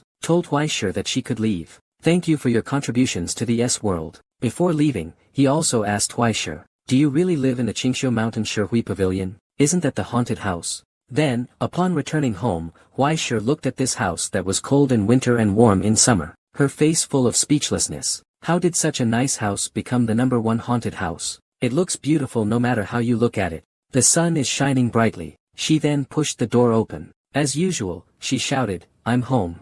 However, after he walked a distance, the door closed automatically. If you suddenly gained superpowers, and were recruited by the government with your food and lodging provided, would you still pack your books and go to school like him? At this moment, Burdya held his books and said, "These diplomas and such, to you, now an ascended being, does it really still have any meaning to talk about?" Huaishir has a clear understanding of this. How do those who ascend make their money? By killing and arson. How is that different from robbery? Can't they just live peacefully and earn an honest living? The rewards the Astronomical Society offers are indeed generous. They get a $4,000 base salary every month without doing anything. But anyone with a brain can tell how dangerous that is. Look at old Lu. He almost didn't make it just from a small mistake. Just finishing off a half-disabled red glove almost cost me my life several times. So I should become financially independent as soon as possible, then quit my job at the astronomy club, and honestly, work toward my dream of playing violin in Vienna. At this moment, he went into the kitchen. He opened the cupboard and saw that it was empty. He cried sadly, "Where are my noodles?" The crow innocently replied, "Brother, you're blaming me for the missing noodles. Do I look like the source of all evil? Search your conscience. You eat 5 meals a day, and you eat half a pot per meal. The rice and noodles will be eaten up by you, won't they? Also, are you hungry again?" Listening to the growling sound from Huaishir's stomach, the raven exaggeratedly said, "Congratulations, growing up happily." When an ordinary person becomes an ascendant, they enter a secondary development phase. The body will grow again at this stage, gradually reaching the limits of an ordinary person. And at 17, you are also in a developmental phase. A developmental phase meets another developmental phase. Double the happiness awaits you. Of course, there's also 4 times the hunger and more than 8 times the needs. So, if you don't want to suffer from stunted growth or even muscle self-digestion, it's best not to stick to plain boiled noodles anymore. A cost-effective, high-calorie comfort food meal should be your first choice. Just eat like crazy and you'll be fine. The only downside is you'll be running to the bathroom dozens of times a day. You might suffer social death from your classmates mocking. And in 6 months, you'll have endocrine disorders, high cholesterol, then hypertension, anorexia, and other diseases. Hearing this, Huaishir still foolishly asked, "Are all ascenders this miserable?" The crow immediately said, "Of course not. But the other ascenders are all rich." Then, he held his glowing face. "If only there was a kind person like me to help. You make a complete potion. But without money, sister, I can't even afford the ingredients." This made Huaishir furious. "I knew you were waiting for me here. If you want to scam money, just say so." However, Nio Ya took out a potion to show. Taking it from you and using it for you, how could that be called cheating? If it's one a day, it would take about a month. Your development period would be over. Since we're so familiar with each other, I'll charge you the cost price, 2,600 per unit. For a month, 100,000 should be enough. Hearing the 100,000, Huaishir immediately shouted, "You're dreaming. I, Huaishir, would rather starve to death than jump from here." Before I could finish my sentence, my stomach betrayed me. I could only drool over the potion. Seeing this, the crow tempted me, saying, "Don't you understand the difference between paying and not paying? This is a truly conscientious price. Try before you pay." At this moment, the crow has opened the bottle cap. The scent of the potion makes Kishi salivate uncontrollably. Unable to resist, he quickly grabs it and puts it into his mouth. Then he can't help but exclaim, "So delicious." Upon seeing this, the crow smiles kindly. Finished? Then let's start the digestion exercise. After he finishes eating and drinking, he experiences an S-death to help with digestion. But this time, the experience left him shivering with fear. A quiet and peaceful S-death. So calm that it was almost indifferent. There was no attachment or reluctance. He didn't even feel hatred toward the one who killed him. It was as if, "It's like my life has no meaning at all." But the crow said, "You got off cheap. This kind of liberating death is quite rare. I didn't expect red gloves to comprehend the essence of a higher level before dying." Then, he pointed to the Book of Fate, gesturing for Huaishir to look himself. The death premonition on it had clearly become level 1. Looking at the dumbfounded Huaishir, the raven offered again to experience the upgraded, new function of the Book of Fate. This instantly sobered Huaishir. "Farewell." Then he left the kitchen like a whirlwind. Bye. The fully recovered big brother invited Huaishir to lunch. Looking at the unscathed big brother, Huaishir couldn't help but ask, "What kind of drug did you take?" A week ago, you were still in the ICU. How come you're so full of energy now? Hearing this, Gu took off his glasses, revealing his double pupils. I Ching didn't tell you. My stigmata is called Chongming. It only has a slight enhancement on vision, but during the fusion process, it will make a record of my body, just like a data backup, as long as I don't die on the spot. And if rescue is timely, I should be able to slowly recover to my original state. Then, seeing Huaisha look confused, I grinned wickedly. I don't know what I Ching told you exactly, but it seems that woman really played you for a fool. Now you're taking the fall for me. You've jumped right into the fire. I Ching is not a good boss, though she won't shortchange you on protection, and she won't steal your money, but she can pinpoint your limitations with frightening accuracy. As long as it's not S, just use it in S. Anyway, be careful.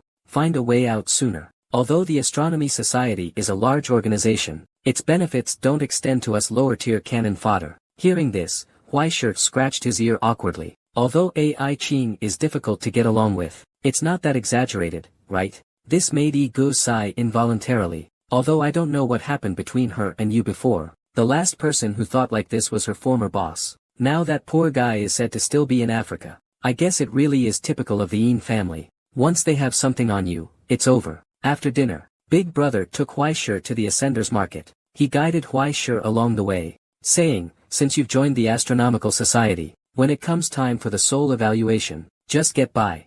Don't be so naive and tell them everything. I learned my lesson the hard way back then by being honest. It's better to be considered a weakling than to come off as too strong. Playing it safe and growing steadily is the way to go. At this moment, they arrived in front of a rundown building. They walked into the detective agency inside. They saw a man playing League of Legends. Hearing the leader's voice, he signaled for them to wait a moment. This round, I'll turn the tide despite the disadvantage. However, without hesitation, the leader pulled the plug. And you've already given away 18 heads. What are you still flipping around for? I'm introducing you to a customer. My little brother. Be a little conscientious. Hearing this, the man repeatedly said, good. Then he sized Huaisha up.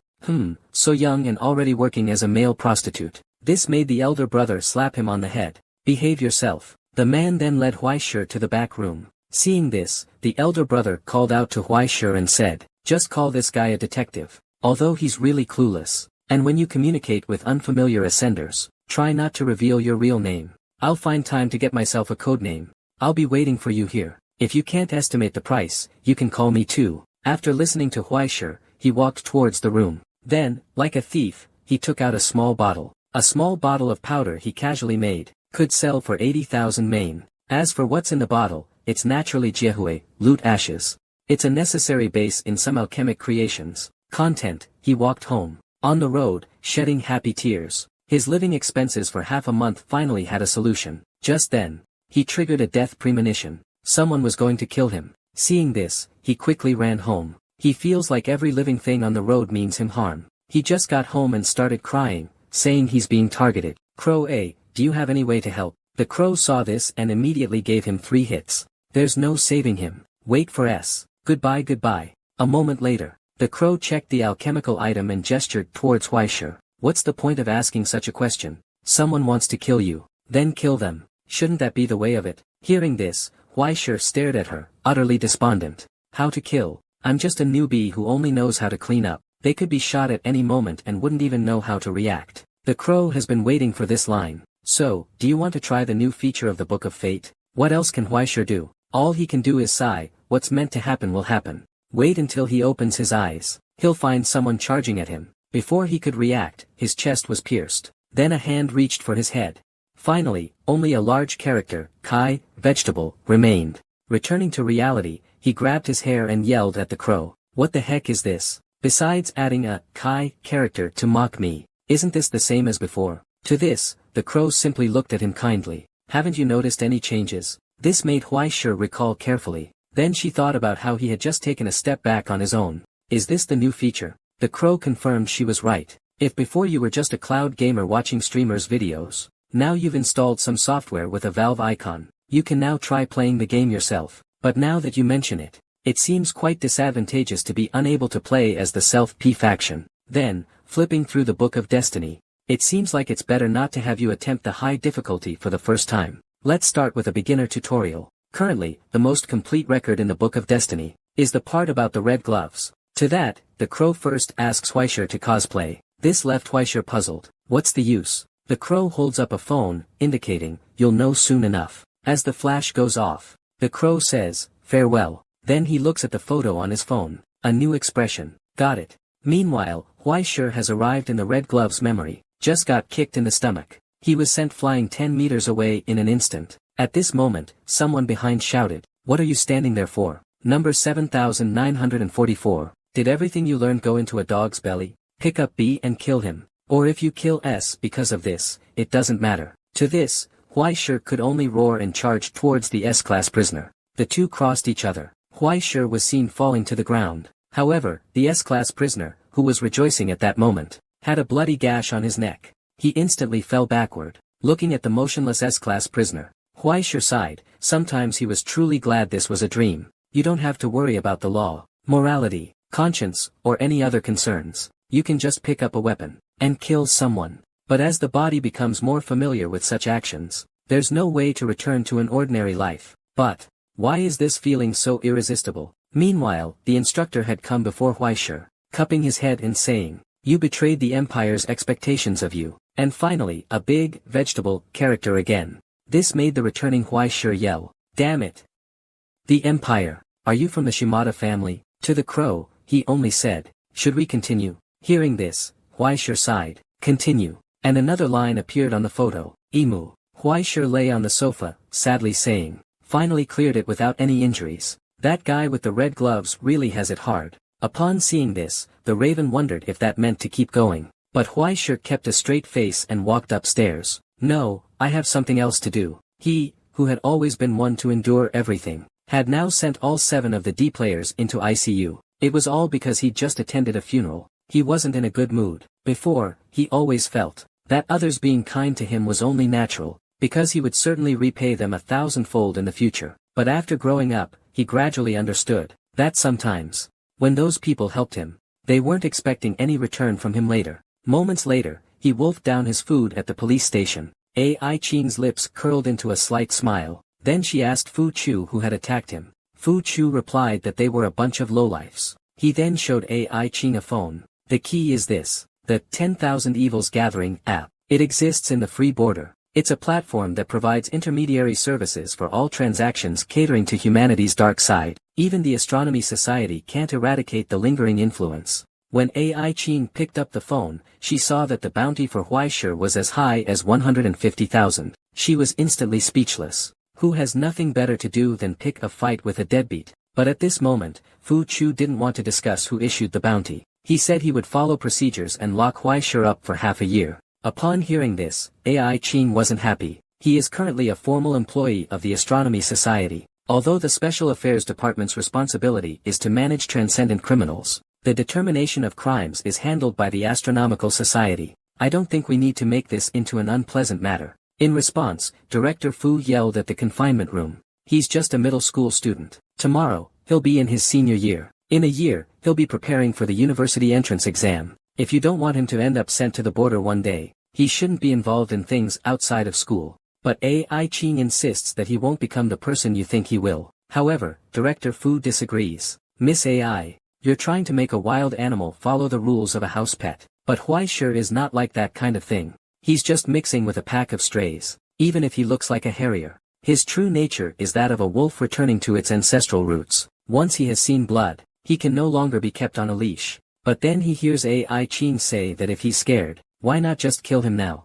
This instantly makes Fu Chu angry. He's only 17. He still has the chance to choose his own future. Choose one. A future that won't harm the majority. Ai Qing said in a low voice. Is that so? Cover your ears and pretend you can't hear. Close your eyes and pretend nothing happened. Endure the pain until it becomes habit. Wag your tail and wait for a reward. Do you think a life like a house dog's is happiness? His last name is Kue. Just like my last name isn't Ai. Whether he struggles or not, can't change what has already happened in the past. This is something that's destined. When he couldn't argue back, Director Fu just rubbed salt in Ai Qing's wound. So what do you think? How will he view you when he learns the truth about that year? After a moment of silence, Ai Qing said, who cares? I won't be surprised by any choice he makes. But before that, I won't allow anyone to touch him. Seeing this, Chu Fu sneered. Then what exactly are you doing? Atonement? But Ai Ching said she was only hoping that someone would come and settle accounts with her.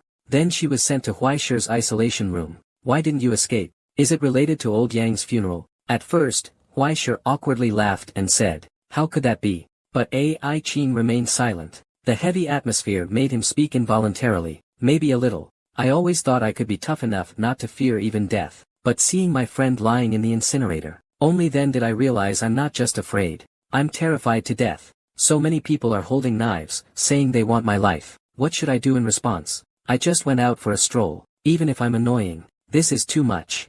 After all these years of being a happy fool, I suddenly can't feel happy anymore. I can't keep being foolish either. I get so worked up that I slam the table. But what can I do? I can't even live my own life properly. However, injured, he staggered and fell back into the chair. Seeing this, Ai Ching asked, do you need a hand? Huaishi gritted her teeth and refused. I can manage on my own. Then, she dragged her injured body and walked out. I have to face it on my own, right? Just give me some time to adjust. The unlucky boy finally went to school, but he just happened to run into his best friend and her dad. And her dad is the one who often locks him in confinement. This made him sigh, thinking that today was just as unlucky as ever. He saw Huaishi. Fu Yikai waved at him happily. He even introduced me to his dad. Huaishi could only respond awkwardly. Seeing this, Fu Chu walked over and firmly grabbed Huaishi's shoulder. He asked Fu Yi, is this one of your classmates? Fu Yi, who had never seen her father be so friendly with anyone, looked slightly puzzled. Yeah, this is the good buddy I told you about, the one who taught me how to read music. Upon hearing this, Fu chuckled and said, not bad, little one. Make sure to study well, alright? Then, putting his hand on his shoulder, he added, are you familiar with my daughter? Not really, not at all. How many times have you two actually met? See you every day in class. What exactly is your relationship? A purely classmate relationship. Finally, Director Fu said fiercely, remember, stay away from my daughter. The weak Huaishi naturally agreed readily. It's over. A moment later, it's about to collapse. Inside a room. It's not about to collapse. Fu Yi, lying on one side of the sofa, said, it's about to collapse. My dude, it's about to collapse. Help me, it's about to collapse. I'm going to drop to bronze. Hearing this, Huaishi, lying on the other side, said, Miss Fu, starting today, I'm going straight. You should study hard. Upon hearing this, Fu Yi suggested exchanging contacts in 2 weeks. But this time, Huaishi didn't give in. She said it would be best if they never saw each other again. This left Fu Yi stunned. Are you afraid he'll break your legs? Upon hearing this, Huaishi immediately broke out in cold sweat. No way. Has he really done that? At this moment, Fu Yi sat up. He has. The last time he found a love letter in my bag. He broke the leg of the guy who confessed to me. Hearing this, Huaishi was so scared that she stopped playing with her phone. She hurriedly asked, what happened next? No oki. Later, my mom divorced him. Kno oki out home b. K nook out I'm living with my mom. Huaishi apologizes for this. However, Fu Yi doesn't really care. It's because of you that I'm saying this. This makes Huaishi let out a long sigh. I guess I'm just unlucky then. Curiosity killed the cat. How did I end up speaking out of turn? Fu Yi is Huaishi's class monitor. The top student in everyone's eyes. The good officer in the teacher's eyes. The well-behaved daughter in her parents' eyes. But in this corner, where there are no outsiders, she is the unvarnished Fu Yi herself. Do you remember the school anniversary rehearsal? She suddenly said to Huaishi, I've noticed you're kind to everyone. You can talk to anyone. But I don't think you actually want to be popular. You must not like anyone. Because I feel the same way. That's probably why like attracts like. After that, they maintain this unhealthy friendship. They tacitly maintain a distance, respecting each other. And occasionally, in this corner that belongs only to them, they would lose themselves a little, then stop just in time. At this moment, Fu Yi suddenly spoke. You got into trouble during the summer vacation. When Huaishi responded, and then said, you don't need to be afraid of him. He's just used to being rough. He doesn't know how to be subtle. I guess people who have been on the battlefield are like that. Even if they think well in their hearts, they still can't make people like them. Then, they suddenly exclaimed, I forgot something very important. When I went to the guardhouse to get the materials earlier, the security guard said there's a package for you. Wen Sihui quickly ran to the security room. With his lifestyle, it's hard to imagine he would have a package. The moment he saw the package, everything became clear. There was a ticking sound coming from inside. The man failed the exam. He was holding a bomb, trying to blow something up. Luckily, the young man discovered it in time. The bomb disposal expert soon arrived and dismantled the bomb. Weighing the bomb carefully, Ai Ching sighed. It has already turned into a major public safety incident. She immediately ordered to pull up the surveillance footage. It turned out to be Wang Hai from the Salvation Society. This infuriated Director Fu. He ordered his team to search thoroughly and find that bastard no matter what. At this moment, Ai Ching found the downhearted Kuei Shi. You should head back first. Get some rest today. This might just be the beginning. Don't let the pressure get to you. I'll notify you as soon as I have any news. Upon hearing this, Kuei Shi started walking towards the school exit, but after a few steps, she stopped. Turning around, he asked Ai Ching if she could help him with the leave procedures. Hearing this, Ai Ching was slightly startled. Then she nodded in agreement. Seeing this, Huai Shi thanked her. Then he looked up at a window. He saw Fu Yi standing there, watching him. He waved goodbye to her. Finally, he walked home towards the setting sun. Night. Back home, he said as usual, I'm back. But in the house where no one used to answer. Now a crow answered him. The crow landed on his shoulder and offered him a serum, saying it was an extra meal for today. Your development has clearly sped up after yesterday's D-treatment. It shows that pressure and destruction can accelerate your development. So I improved the Y solution. I added some border substances and mineral D compound to it. Don't worry. But before I could finish speaking, the Y solution in my hand was snatched away by Huai Shi. Then, she drank it all in one gulp. Wiping the corner of her mouth, Huai Shi saw that the raven was in a daze and asked what was wrong. Hearing this, the raven replied, I was just thinking about something ordinary. You always have a retort. Did something happen? But Huai Shi didn't want to say. He simply said goodnight and went back to his room. Lying in bed, he covered his head with his pillow. I'm so weak. And Nyoya witnessed all of this. Looks like he lost badly. The collection of stigmata materials has been put on the agenda. Not sure when.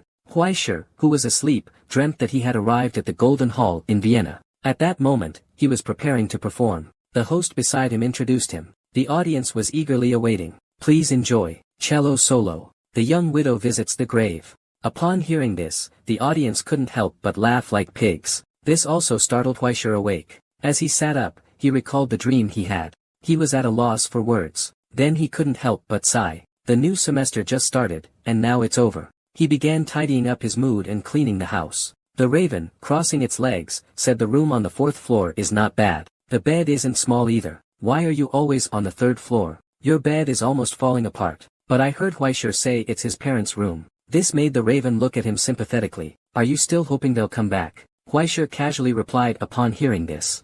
I don't know. Maybe they won't come back.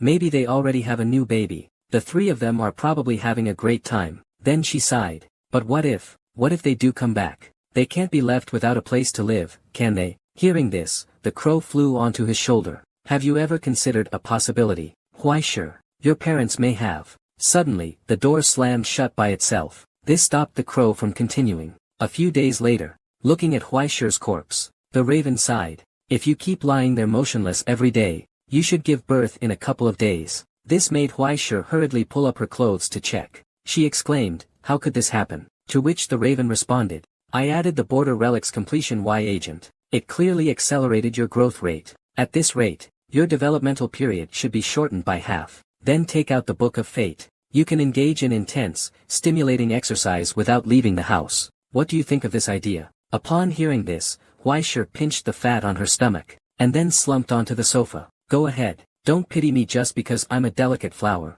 Crows like the bold ones. Today, she's going to show Huai Shi what T-kill really means. Do you know how cruel war between countries can be? Even unarmed civilians, they still get shot at. And the kind-hearted young man couldn't bring himself to shoot. So, he escaped death. He was dragged away by his teammates. He watched the charred arm of S in the flames. His face was blank. After being dragged to the rendezvous point, the instructor threw a gun in front of him. Across from him, two little girls huddled together, shivering. The instructor just stared at him expressionlessly. Unable to bear the pressure, he pulled the trigger. He looked at the little girl, eyes wide open in death. The boy's face was filled with terror. Moments later, the boy, back in reality, was washing himself, as if he could wash away all the guilt from his body. At this moment, he couldn't help but clench his fists and punch the wall furiously. There was no enemy there, right? It was just a meaningless killing. Hearing this, the crow sighed and said, it seems I was too eager for quick success. I chose the wrong practical course. Then, he turned to Huai Shi and said, It's not your fault. It's not your problem. Let's rest for now. Tomorrow, I will make adjustments. But he was interrupted before he could finish speaking by Huai Shi Di. At this moment, he had a determined look on his face. Do it again. Once again, Jay activates the memory of the Book of Fate and the red gloves. He arrives on the battlefield and immediately starts shooting at his teammates. But soon, he is subdued. The instructor is seen sighing and saying, "Not qualified." He, unwilling to accept defeat, tried again. At this moment, he was like a madman. He was simply venting his anger. After countless attempts, the crow reminded him, "You need a better strategy. Theoretically speaking, it's possible for you to annihilate them without a scratch. A handgun, but I need to remind you of something. What you're reading is Red Glove's record. That is to say, what happened, what everyone did, was all based on his past subjective judgment. Understand?" At this time, Huai Shi had already taken action. He jumped out of the exploding car, saying he didn't quite understand. However, Crow said it didn't matter. "You'll understand soon enough." Then, the burning armored car's door was kicked open. The instructor walked out unscathed. At that moment, Huai Shi understood Crow's meaning. Clearly just an ordinary person, yet he could survive an explosion unharmed. Is this the subjective judgment of the Red Gloves? No doubt about it. He's gone again. In an unknown space in the Book of Fate. Here, Huai Shi, who was resting, suddenly saw a crow appear behind him. She simply said, "It seems you've already realized the limitations of the subjective recorder. I can't detach my perspective from my own fear and confusion. I can't transcend them to become someone who can objectively record everything. But that's also the wonderful aspect of recording experiences. It gives you the possibility of transcending the recorder." When Ci Kuei-shi then asked how to do that, to which Birdya replied simply, "Just de-explode everything. No matter what happens, no matter what is blocking you, no matter how difficult the arcade game is, there's always a chance to beat it, and clearing the game is the foundation of everything. On the contrary, speedrunning and no-damage runs are the real goals." Then, hand the hard B to Huai Shi. "Wanna go again?" The boy playing the RPG turned out to be a troublemaker. He wiped out his teammates. Now, he stood before the final boss. He swore to crush it. The excited instructor swung his right arm at the boy. Fortunately, the boy reacted in time and dodged. Looking at the shattered ground, he couldn't help but reflect on how many times. I still think it's exaggerated. If it weren't for the Red Glove's firm belief that the instructor is just an ordinary person, I wouldn't know how far his abilities could defy the odds. After stabilizing his retreating position, he touched the blood on the ground. "But I still have a chance to turn things around." He then used his ability to trap his opponent. The eerie blue flames instantly surrounded the instructor. The corpses of the villagers in the square were also set ablaze. Upon seeing this, the young man thought to himself, as expected, "I can also use the binding hand in the record." At this moment, the burning ashes of the calamity all gathered around the instructor. They were soon absorbed into his body, and the young man's voice was heard as well. "What I sense hidden in these ashes, what the deceased have felt, is now being fully repaid in fairness." At the same time, he suddenly felt a surge of despair and fear. This caused him to roar and charge at the young man. But by now, he was no longer able to throw himself into the fight wholeheartedly. The young man easily dodged the attack, and drove a dagger into his arm. Then he rode forward. It quickly reached his neck, but the instructor instantly grabbed the approaching dagger with his left hand. Immediately afterward, he swung his right hand and struck at the boy. The boy, enduring the pain, blocked the blow with his partially disabled left arm, but he was still sent flying 10 meters away. As he flew backward, he adjusted his body and landed steadily against a wall. Then, using the wall for leverage, he charged toward the instructor again. 7 times in an instant, his arm brushed against the instructor's again. The boy still had the mood to joke at this moment. "How is it? How does the despair you personally created feel?" "I'm used to it. What about you?" Then he roared, "So much pain, so much death, so much despair from the massacre. They burn inside me, wrapping around you, angry, resentful, impatient to kill you. Now, let me deliver the punishment to you." Illegal Organization Operation LV-3. Refining and sublimating from death and despair, a venom more pure than ashes. The crow strokes its chin, signaling confinement. The hand recognizes your new soul. That's how it is. Return blood with blood, an eye for an eye, to represent death, to unleash your vengeance upon the beasts of this dark valley. This is your destiny. Huai Shi, the last guardian of heaven. Having just endured the instructor's blow, Huai Shi pressed forward, lunging at his arm, but the blade couldn't withstand it and shattered instantly. Seeing this, Huai Shi used his confinement hands to reform the blade. He roared and swung it at the instructor. In an instant, he severed his arm. At this moment, the instructor finally showed a look of terror. Then Huaishe closed in on him. Thanks to you, I finally figured something out. The reason I chose to become an ascendant is to chop off the head of bastards like you. With the instructor's death, the Red Glove's memory world crumbled. Seeing this, the crow offered congratulations on clearing the stage. But what did you gain? However, Huaishe couldn't bring himself to be happy. This is, at best, just tearing away the original work. I just rewrote a fanfiction. I can't change anything. Just treat it as a beautiful dream. At least it had a beginning and an end. In the end, I said goodnight to the crow and walked to my room. And the fruit knife stuck in the apple suddenly erupted with energy. This left the crow speechless. Good night, Huaishe. Do you know the Golden Hall in Vienna? It's one of the 5 major concert halls in the S-world. A place every young musician dreams of performing in. Of course. But when he woke from his dream, he could only return to being an honest worker. Soon, he arrived at the foot of a mountain. Special Affairs Bureau personnel are scouting the mountain. Director Fu looked at B and pondered. I'm afraid the last remaining members of the Saviors group are hidden here. Perhaps there's also reinforcements sent by the organization behind them. At that moment, Huaishe's shout interrupted their conversation. I'm a victim too. Why do I have to participate in the attack? At this moment, he absolutely refused to get on the vehicle. I have done good for Xinhai. I have bled for the Astronomy Society. I want to see Ai Qing.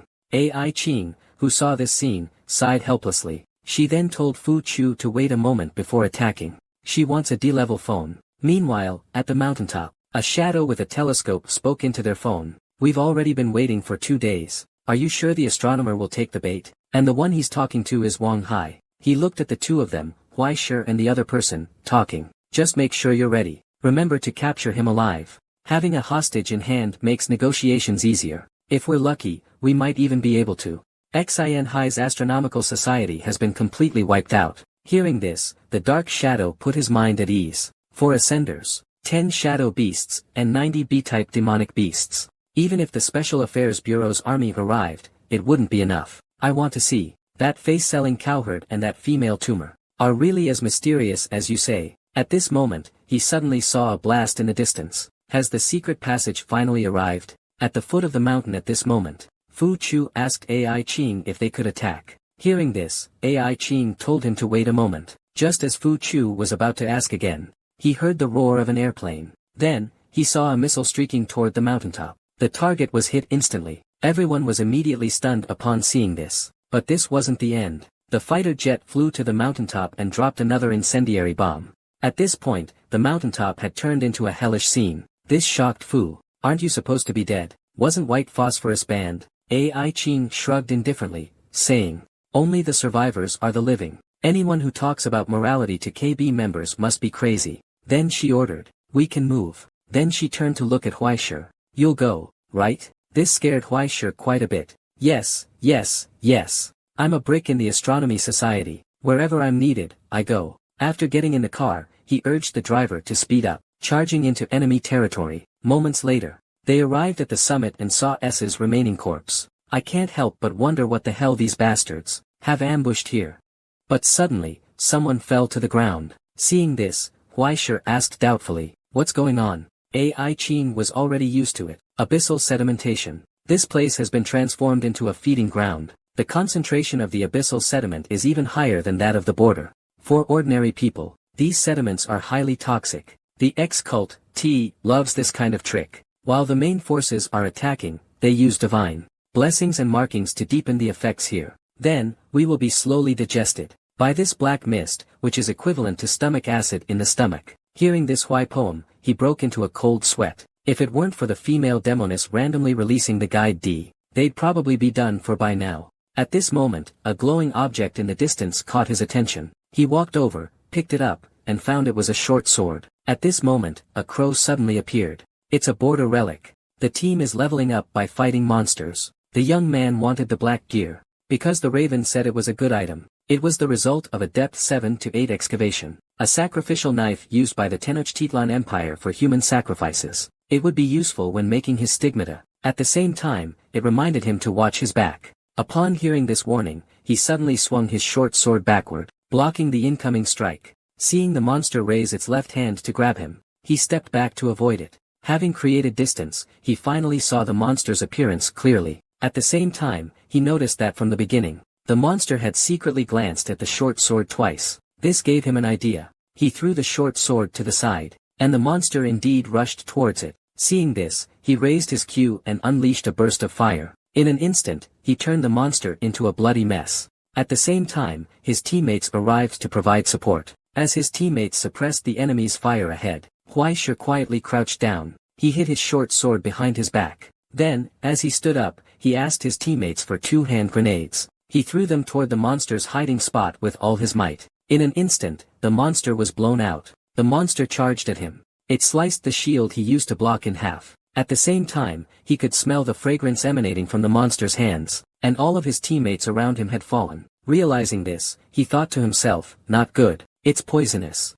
As the monster charged toward him, it gathered gray ash and hurled it at him. After driving the monster back, they found that it had changed drastically. They couldn't help but wonder what the hell was going on. Has this guy shed his skin? At this moment, the crow suddenly made a sound. This is a second-tier holy marked hoofed serpent. It's in a different form. He only survived because his soul ability and vitality are strong. That little poison isn't even as strong as the daily blows I give you. Upon hearing this, Huai was instantly enraged. What the hell are you making me eat every day? At the same time, the hoofed serpent lunged at him again, but he easily dodged it. Too slow. Then the short sword swiftly cut across the hoofed serpent's left arm. But the short sword was actually drawing in the serpent's blood. This startled Huaishe. This is really amazing. In that case, let me show you my LV8 Roman B combat technique. This made the Tish panic, dodging left and right. At this moment it was full of frustration. How could this cowherd, who doesn't even have a saint's mark, be completely unaffected by the snake poison? And this reaction, this scalpel, what exactly is it? Then a strong acid hit, corroding Huaishe's mask. With his left hand, he grabbed the short sword. His right hand reached for Huaishe. However, Huaishe instantly pulled out his hand Q, aiming at his head. He immediately fired several QS. But the T-snake just wouldn't let go of the short sword. Seeing this, Huaishe gathered the source energy into the short sword. A restraining hand. The blade, several times sharper, instantly split the hoofed serpent into several sections. At the same time, the hoofed serpent's unwilling roar echoed. I can't believe I lost to a cowherd. And the raven urged Huaishe to quickly cut off the horn from the hoofed serpent's head. That thing is worth a lot. 1 gram can be sold for several W. How about that? Upon hearing this, Huai's mood instantly lifted. But at that moment, the short sword in his hand suddenly began to fiercely consume his source power. This made him chuckle. In that case, I'll let you eat your fill. He gathered his heart's poison and shoved it toward the sword. The short sword that had absorbed the poison immediately began to emit a ringing sound. After that, he calmed down. Do you know about the hoofed serpent? 3 legs, 3 colored purple, good at making children's hooves, silent during the day. Its special horns gather the essence of the whole body's D-element. It's very valuable. Huaishe always swiftly takes such spoils of war. Ai Qing, who had just received the report, also arrived at the scene. In a good mood, she praised everyone for doing a good job. We caught a big fish. Hearing this, Chu Fu looked silently at the scorched earth. Is caught the right word? We almost got blown to smithereens by you. I don't know where she got that hardline Russian style, but I do thank her for avoiding an ambush. Then, looking at the report in his hand, he said to Ai Qing, the preliminary search results at the scene show that there are at least 100 border beasts lying in ambush here. In addition, there are 3 suspected transcendent human bodies, but there's no sign of Wang Hai. In other words, he slipped away again. I have no idea how so many border beasts managed to enter this realm. What on earth is the customs doing? Hearing this, Ai Qing offered a different explanation. It might not be related to the customs. They might have been raised in the present environment. This made Fu Chuchen pause and think. This actually makes sense. The wealth and power the savior has amassed over the years in Xinhai, and the connections they've cultivated with the powerful, it's all been used on this. Not only is there financial support, but it also helps cover up the existence of the facts. But the conditions for raising border exotic species are extremely harsh. With the current environment, it's simply impossible to achieve such a large scale easily. Except, at this moment, Ai Jing took over the conversation. You mean besides the already closed Astronomical Society,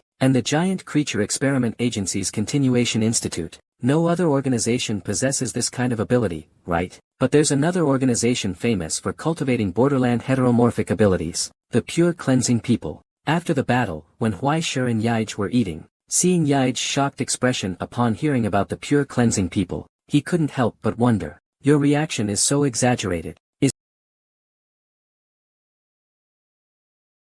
it something really bad? Gage didn't answer that. He only asked what evidence there was to prove it. Hearing this, Huai Shi recalled. At that time, Ai Qing said to try it with the sacrificial knife. Then she stabbed the knife into the hoofed serpent. The sacrificial knife sucked the hoofed serpent's blood dry. It returned to its original state. Then KB's incident happened. It seems like he was eaten by something. Upon hearing this, Brother E frowned. It truly is the land of bliss. The Pure Land's people. Brother, you're in big trouble. Those lunatics are the battle cultists among the cultists. They are the super KB elements among KB extremists. As a beginner, Huai Shi had no concept of this. He only wondered which was more powerful, them or Green Day. Hearing this, Brother One couldn't help but cover his face. That's not even the same category. Green Day mainly targets astronomical societies with KB attacks. The clean ones are much more complicated. They want to destroy the present reality. Their base is in a place in the Y dimension, called the blissful paradise. Even if the astronomical society gets the coordinates,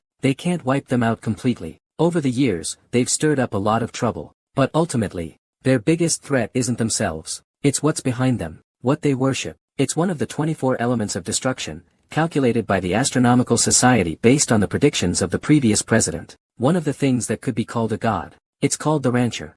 The Rancher. One of the 24 elements that can destroy the world. The moment the boy heard his name, it's not about being afraid. It's just puzzling why something that sounds so impressive would be called a rancher.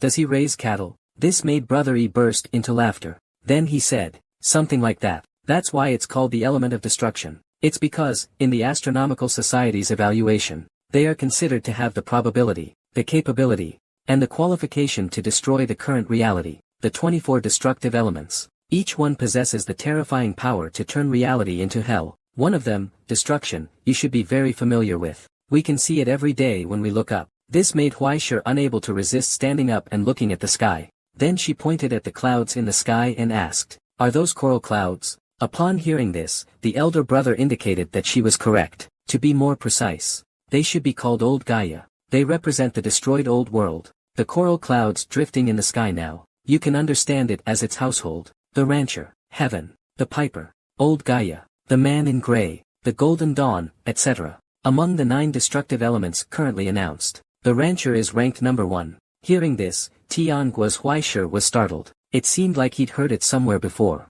When Yaij casually explained, legend has it that it might even be connected to the secret of the collective fall of the old gods in 1650. The depth of the water behind it is enough to drown 100,000 ewes. Scared?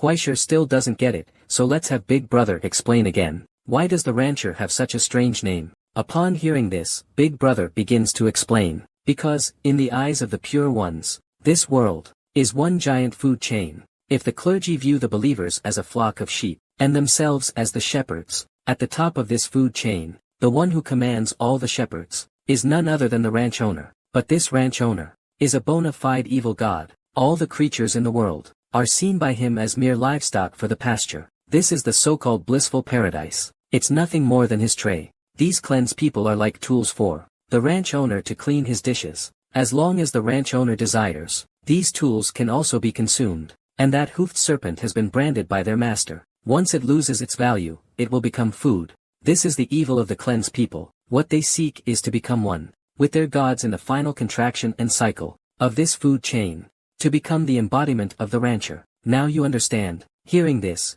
Huai Shi mused. In other words, it's because I kicked Wang Hai twice. He had the big brother behind him deal with me. Why? This made the first brother laugh and say, if I remember correctly, you not only grabbed his little finger, pulled his scalp, and stole his box, but you also kicked him in the crotch twice. Hearing this, Huai Shi immediately retorted, didn't you also hit him with a club? I didn't see him sending you a bomb for that. Big brother, upon hearing this, immediately became self-absorbed. After all, I'm a handsome guy. Besides my good looks, there's nothing that can threaten him. Then he poured him a cup of tea. You don't need to be afraid. A threat at the level of a ranch owner. Naturally, the Astronomical Society will handle it. It's not something you need to confront directly. At most, you'll just be sent out to do the grunt work. But Huai Shi isn't scared. He's just a little pissed off. Why? He just wants to live his life peacefully. Why are so many troubles coming my way? In response, Brother Yen said seriously. When you become an ascendant, you have to say goodbye to your past life. If all you want is to live a peaceful life,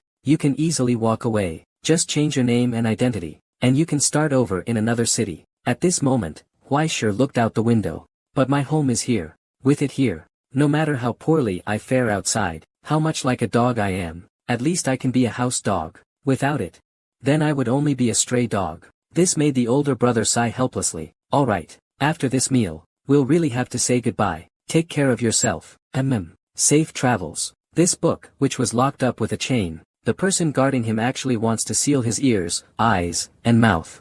And a young girl is applying to inquire about it. The elderly voice on the video says, the border relic you are applying for is numbered 1752. It is an S-level threat corrosive item, floats oil. You will be allowed to inquire about it 3 times. Please confirm that you have read and understood the relevant regulations. Then, please read the following text aloud, and ensure compliance. The young girl reads clearly and accurately. Everything the girl reads gathers into the elder's hands and forms a piece of paper. Then the elder places a seal on it. 3 questions. Please use with caution. Immediately after, a vortex appears beneath the girl's feet. This is the Rainbow Bridge. One of the 3 major blockades that surround the present realm. Is also one of the 3 safety valves established by the Astronomical Society to prevent the destruction of the world. It is the most widely spread in terms of information dissemination among them. One of its most direct functions is to rely on the numerous pathways and countless relay stations set up within the present realm.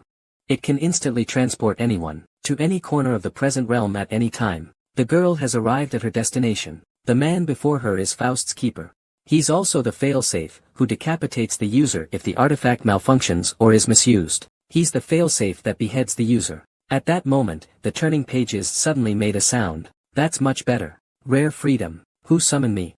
A figure slowly emerged from the book. Looking at the girl, it remarked, an interesting unfinished product. A shattered soul. With a quick movement, it appeared behind the girl. Gently stroking her hair, it said, look, what did I tell you last time? Little bitch, we meet again. Such a vibrant life force. What a pity. It was already ripe, you know, but no one picked it.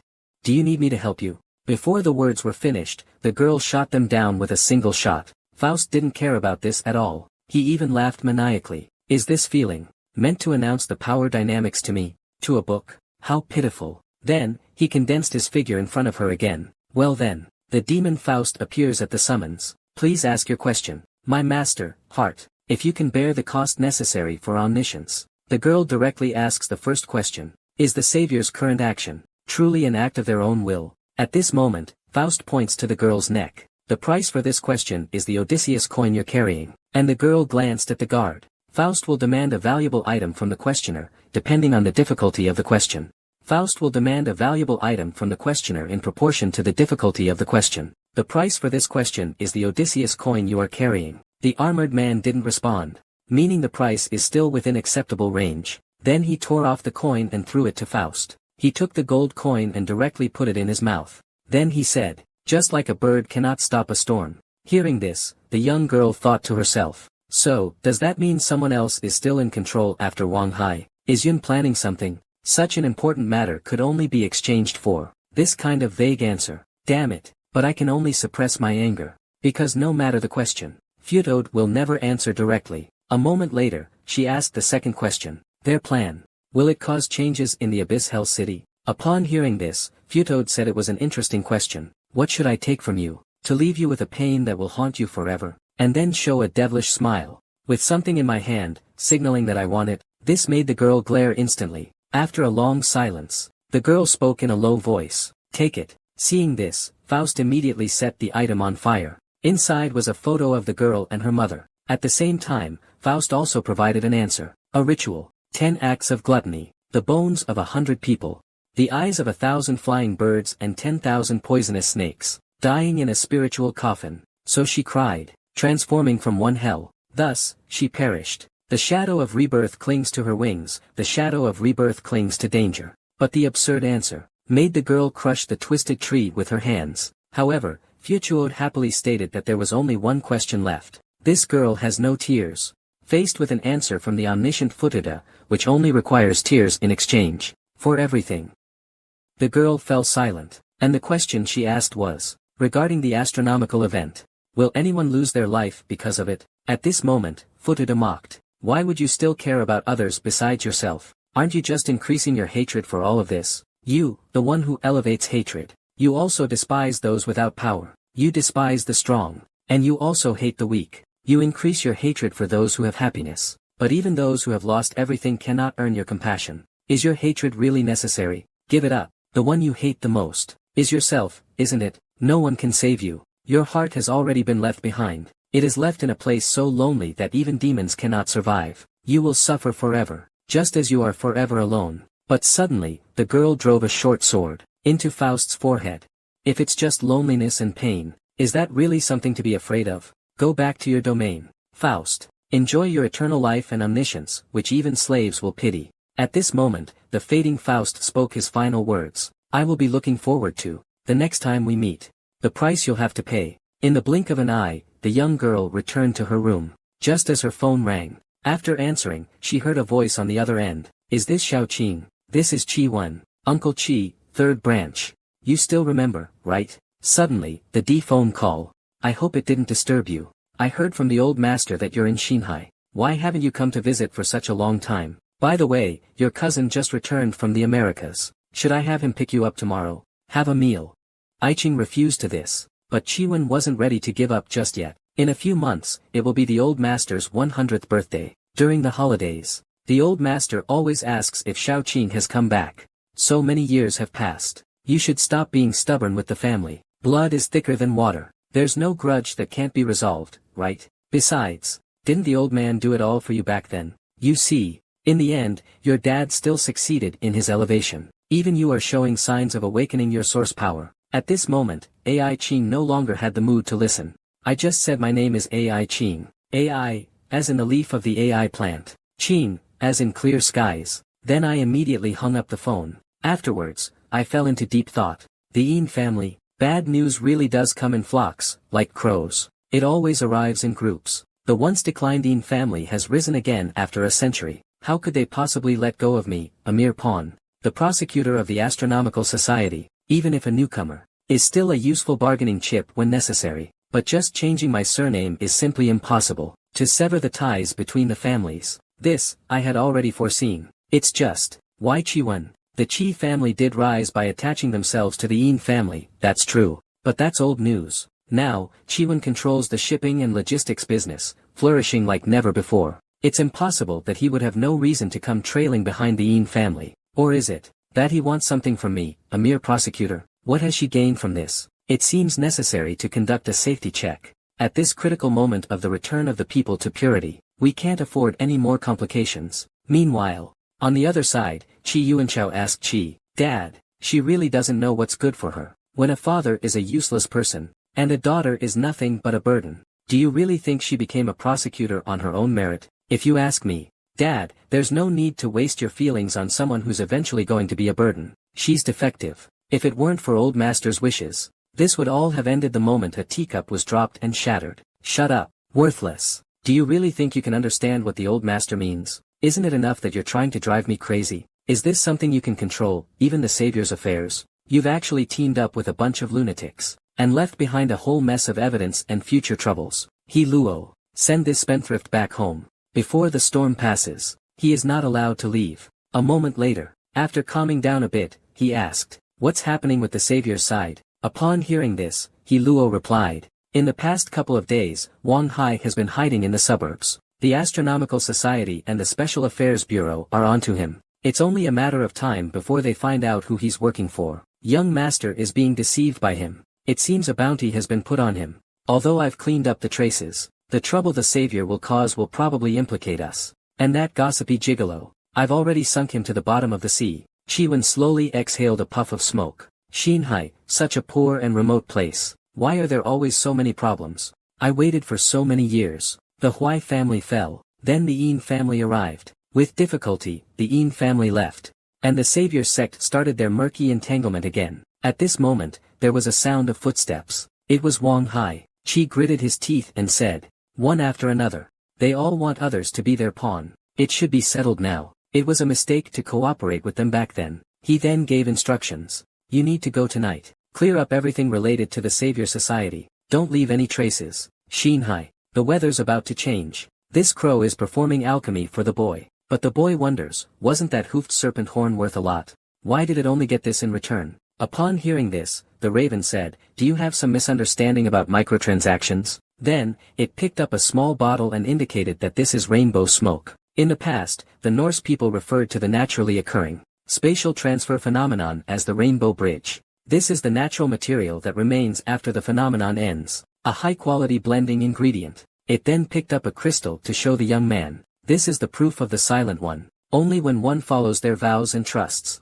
to guard a secret for a lifetime, will there be a chance for the rare source polymer to appear after death. Then, pointing to the shadow iron and frost silver on the ground, these are the cheapest. He then shows a mischievous grin. However, the main materials. It is, in fact, the ritual dagger. Immediately, he stepped on the ritual dagger trying to escape and asked Huaishe, do you still remember what the holy mark is? After thinking for a moment, Huaishe replied, I remember you said it was a solidified miracle. The crow nodded, confirming the answer. That is the so-called holy mark. Its essence is an intangible miracle, a name given after being materialized. The reason border relics are special is not just because of their function, but because they are all products of abyssal miracles. Calling them alternative stigmata would not be an exaggeration. Upon hearing this, Huaishe had a sudden inspiration. So, what you're saying is, you want to dismantle a car and take out the engine. Are you going to build a little lamb for me? This leaves the raven helpless. Pretty much. Then he comforted me. Don't worry. Actually, it won't be used that much. I'll gather the remaining things together. This knife should still be usable. Then, I heard Huaishe sigh. She spoke again. Give up on unrealistic expectations. Not getting scammed is already a gain. At this moment, Huaishe noticed a red glow coming from the water basin nearby. She approached and found that it reflected the map of Shinhai City. One of the red dots is particularly bright. I can't help but wonder what it is. Hearing this, the crow replied, that's Wang Hai's current hiding place. It's just a watermarking method using ink from the event branch for tracking.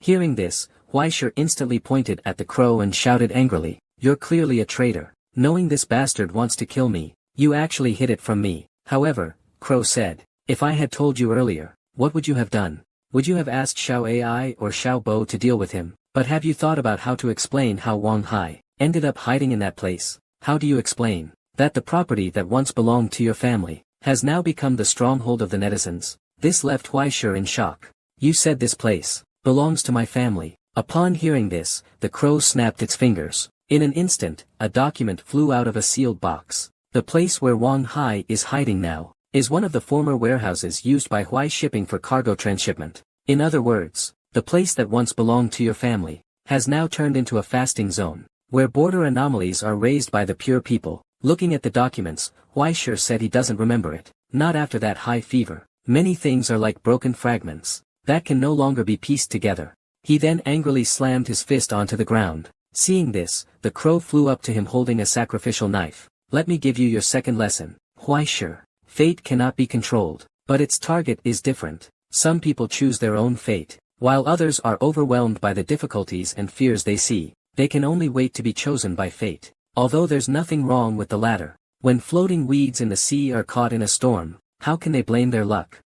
Perhaps struggling won't change the outcome, but at least dying without regret, wouldn't you agree? In the past, you had no chance to choose, but now, everything is different. If you really want to know what happened before, you must face it all yourself. Upon hearing this, Huaishe took the sacrificial knife. Then, I'll be back soon. Do you know how great it feels to backstab a teammate? The boy said it was even better than a massage. A white one went in, a red one came out. He instantly took down 2 people. At this time, a call came through on the radio. Upon finding no answer, he immediately knew something was wrong. To this, the boy could only sigh helplessly. It seems he can't play the 6th man anymore. He looked at the opposing team B. 2 people remained. The boy took out an L and threw it at them. He yelled at them, taking advantage of the smoke from the explosion. Don't shoot. We're on the same side. When he saw figures emerge from the smoke, he picked up his gun and started firing. But the other side wasn't a pushover either. Before he could react, they broke his left arm.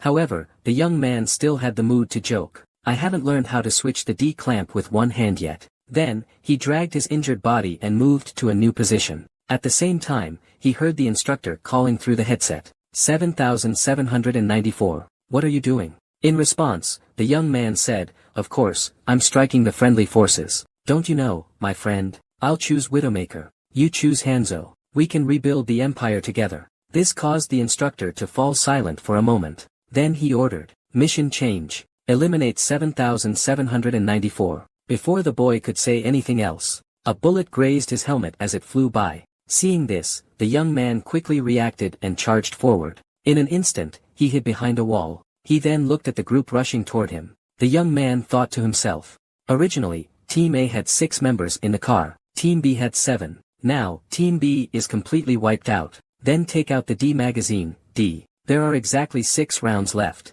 So the remaining team members would each get 1 round, right? Not a chance. Then he rushed forward. He's not a god of the gun. This amount of D ammo is just enough for him to have some fun, not more. At this moment, he avoided his teammates' search. After multiple cycles of death loops, he was still able to discern some patterns. However, when he climbed over the wall, he saw the 3-person body. He apologized for this. Then he turned around to leave. At that moment, the door was suddenly pushed open. Seeing it was his teammate, he raised his gun and shot. He instantly killed 1 person. At that moment, he desperately wanted to kill them all. This isn't a game with infinite restarts. These are all real records. They're all dead. Killed by T. Buried. Forgotten. In the end, they didn't even deserve to be remembered. But outnumbered and outgunned, he could only flee desperately. After breaking through a door, he found an old man clutching an RPG, trembling with fear. He pointed at the old man and told him to put down the RPG. Then he started to walk away.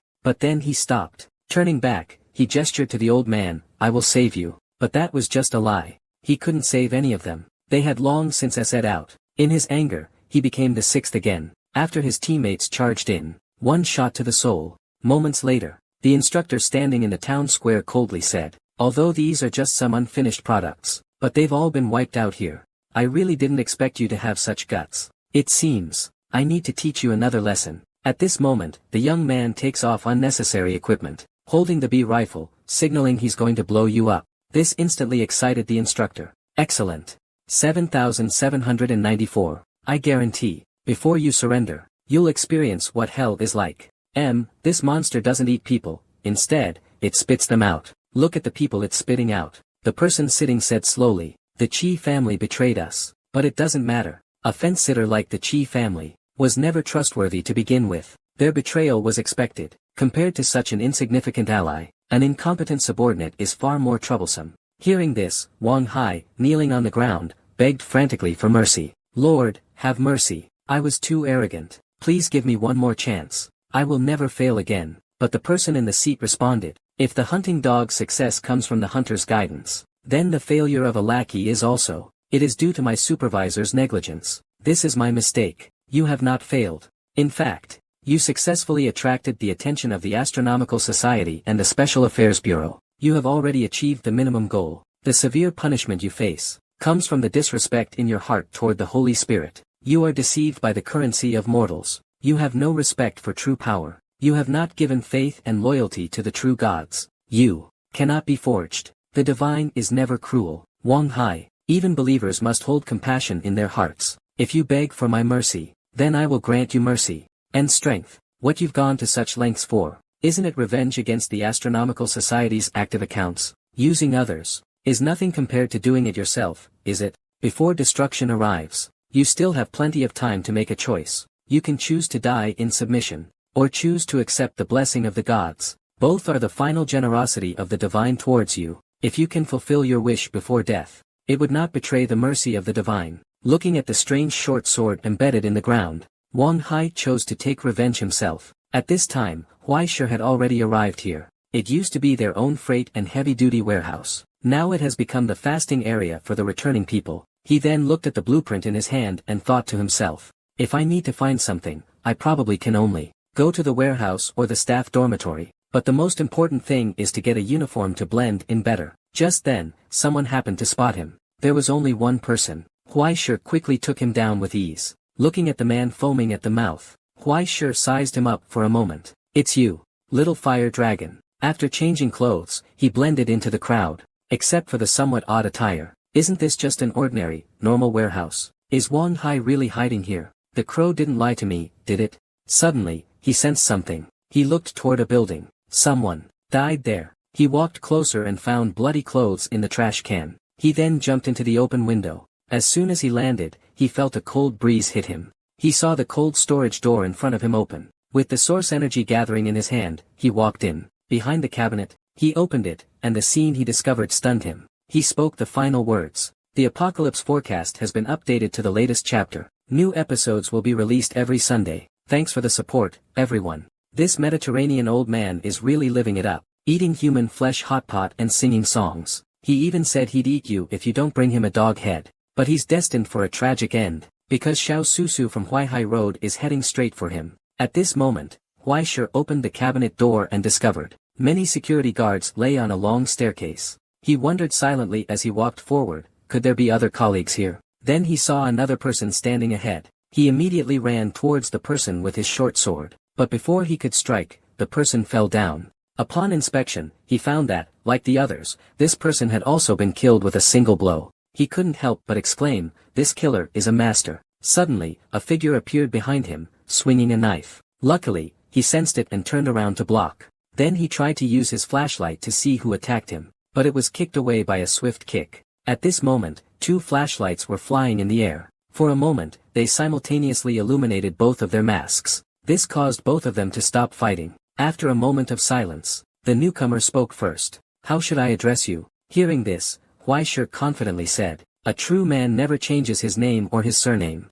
I'm Su Su from Huaihai Road. And you? Seeing this, the newcomer pointed at their mask. Nice to meet you. I'm Bauer from Hutai Road. Then there was a moment of silence. This was naturally because they both discovered each other's identities. Xiao Bauer was none other than Niulang Yaich. The two then continued walking. They soon arrived at the security room of the old man in the ground. Then he got his lunchbox, implying he was killed. Then Yaich took out the key he kept. He opened the locked door leading forward. At this moment, Huaishir suddenly asked Yi Gu, who exactly are you? Upon hearing this, Yi Gu did not hide anything. As you can see, I am a cowherd, and also a 4th-class security officer for the Astronomical Society, along with a bunch of miscellaneous positions. In certain sensitive areas, the Astronomical Society implements a dual monitoring system. 2 inspectors, 1 visible and 1 covert. The former handles disputes, the latter keeps records, and conducts secret investigations when the former is unavailable, just like right now. On one hand, I am Aiching's examiner, responsible for reviewing whether she can be impartial. I'm exercising my rights as a supervisory official. On the other hand, I'm also your bodyguard and enforcer. In short, I'm really leaving once this is over. For the sake of my year-end performance review, you have to pretend you don't know anything. I'll also mention that in my report, you were born with divine strength but can't fight. How about we help each other out? Huaishir joked upon hearing this. Will I be wiped out if I don't help? But I heard that the insurance company said, the car doesn't meet the compensation standards. Upon hearing this, Huaishir immediately panicked. I'll help.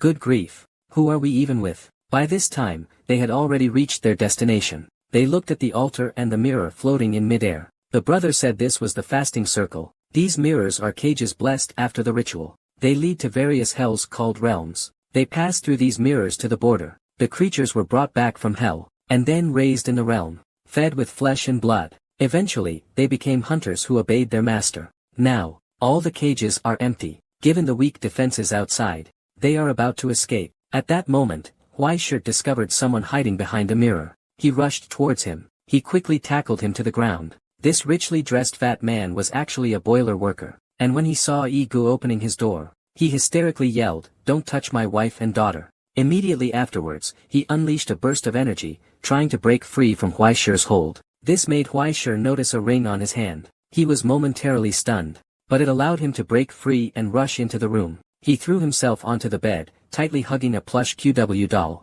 He yelled at Brother E, "Go away, don't come over." At that moment, Brother E saw the charred body in the boiler, along with the casually placed luxury items and clothes. Angrily grabs the fat man.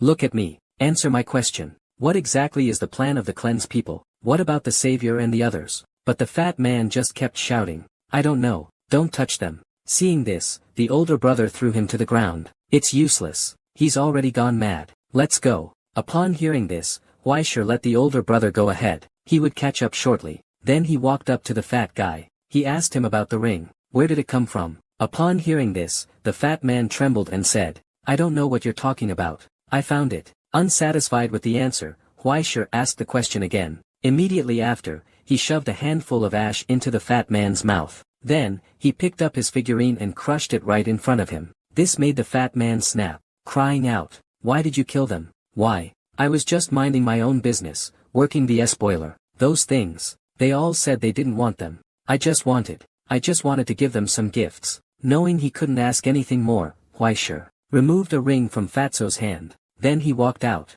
Big Brother, waiting at the door, worriedly asked, "Are you alright?" Hearing this, Huaishe looked at the ring in his hand and said he was fine, couldn't be better. Suddenly, an Yao explosion occurred upstairs. Seeing this, they rushed upwards. The guards along the way were already dead. At this moment, Wang Hai's voice came from behind a door. "I am the Lord's spokesperson. Dare you kill me? The Lord will not let you go." Bursting in, they saw someone about to finish off Wang Hai. That person was none other than Qi Jialuo. Seeing this, Big Brother instantly drew his hand Q and fired. However, all the bullets were blocked by his twin blades. At this time, Wang Hai was terrified. "Help! Save me! I have money. I have tens of millions. I can give you anything." But Huaishe and the other two didn't have time to pay him any attention. At this time, the two top fighters unleashed their full firepower, yet they couldn't harm He Luo in the slightest. He suddenly rushed to Huaishe and the others. The three instantly clashed. The tragic young man found a clue about his parents by the cremation furnace. A ring. Perhaps his parents have already become nutrients. At this moment, he was eager to learn the truth. Unable to get an answer from the fat guard by the incinerator, he unexpectedly ran into Wang Hai, who was being hunted. When he saw Huaishe and the others, it was like grabbing a lifeline. He was willing to give anything, as long as they could save him. However, facing the indestructible Golden Saint Mark Naga, the two of them were struggling. At this moment, Naga used his soul ability. A stream of water was conjured out of thin air and hurled towards them. The Naga, feeling right at home in the water, accelerated and charged at the two. It first struck the eldest brother, sending him flying. Then, with a swift movement, it cast a skill at Huaishe. The high-speed spinning water engulfed him. Huaishe, stubborn as ever, chose to face it head-on. With the sacrificial knife in hand, he broke through the encirclement. Taking the Naga by surprise, he landed a strike. Seizing the opportunity to press the attack, he saw Naga extend a third hand, pulling out a gun and pointing it at him. Luckily, he reacted quickly and dodged. Meanwhile, Igu watched Huaishe, whose fighting power was exploding, his eyes burning like flames, like a mountain demon. The entire space was enveloped in the desperate aura he exuded. He admired the boy's strength, but now isn't the time to think about that. He removed his mask and charged towards the Naga. He tried to hypnotize it with a direct gaze, but was swept away by its tail. Then he saw Huaishe trying to take advantage of the situation to attack. But the four-armed Naga easily countered it, and because his arm was being eroded by the sacrificial knife, the Naga could only pull out a flashbang and a blinding flash of light erupted. Afterwards, the Naga vanished without a trace. But Wang Hai was finished off. The Naga's venom spread through his wound, corroding his body. He endured the excruciating pain. Gritting his teeth, he hissed, "It's you. It's all your fault. Soon, we will all die, and then take our own lives." At this moment, the top floor erupts violently. Countless stones fall downward. Meanwhile, the fleeing Naga has transformed back into human form. It is Qi family's Heluo. He was reporting the situation to Qi Wen at this moment, and upon hearing that Wang Hai was dead, he unexpectedly encountered two ascenders who were tracking and investigating. Qi Wen sighed. "It seems we'll have to use the backup method." Uncertain how much time passed, Huaishe returned home and drank a cup of spiritual essence. It's made from hoof serpent horn. It can temporarily suppress a person's emotions, making one calm. At this moment, Huaishe examined the ring in his hand. "My parents are probably dead, or maybe they pawned it. Perhaps, it's also possible that it was lost. Maybe." Then, he stood up. "Thank you for the medicine. I'm feeling much better now. I'll go to sleep now." Hearing this, the raven comforted him. "You really should rest, Huaishe. Get a good sleep. Everything will pass." Basement. The raven is preparing the restoration potion. Almost done. Just a little bit more. Growth always comes with development. And growth is often pain. This pain is worth remembering and experiencing. It will eventually be etched into the body, along with the miracle. This is the final step in all completion serums, Step Z. It lays the foundation for the W power that establishes the stigmata. Sleep now, Huaishe. Your development phase is about to end. I promise. This will be Z's last cruel lesson. From now on, you will have a bright future. As for that uninvited guest, I'll leave it to the master here to deal with. This man plunged AB into his own heart, only to transform into AC, a monstrous man-wolf, seeking revenge on the boy, B. However, the power he gained by sacrificing his life was easily crushed by a spirit that took the form of a house. He didn't even see the boy's face. How laughable. The next day, city library. AI Chin is checking the intelligence. The doctor said, "You're here so early, it seems you didn't sleep all night. All the results of your additional investigation are here, although I don't know how you thought to check a completely unrelated lead, but your presumed possibility seems valid. Between Chi Wen and the Saviors Association, there does seem to be some connection. Chi Wen's cooperation with the Saviors Association began as early as 12 years ago, but unfortunately, there's no concrete evidence to prove it. Chi Wen interfered with the activities of the pure people in Xinhai, but we did find out through Mingri News about Chi Wen's secretly run projects these past 2 years. He's trying to monopolize the shipping routes along the Penghu border. With Chi Wen's capabilities, this should be impossible, but recently he's been frequently traveling to Jinling. And then he obtained the bidding qualification. Someone supporting him behind the scenes. This made AI Chin thoughtful. Jinling. So that's how it is. If every single ascendant from a remote overseas borderland, if all ascendants must go through the Qi family for travel and exploration, the enormous profit behind this, how could the Yin family ignore it? I never imagined, in just a few years, Qi Wen became the Yin family's pawn. The competition has accumulated enough strength to stand on equal footing with the Yin family. Then, as if thinking of something, he asked if Bo Tu could confirm it. Upon hearing this, Bo Tu helplessly replied, "No, if you want evidence, you'll probably need to dig around in the soil, but as a possibility, this should answer your questions.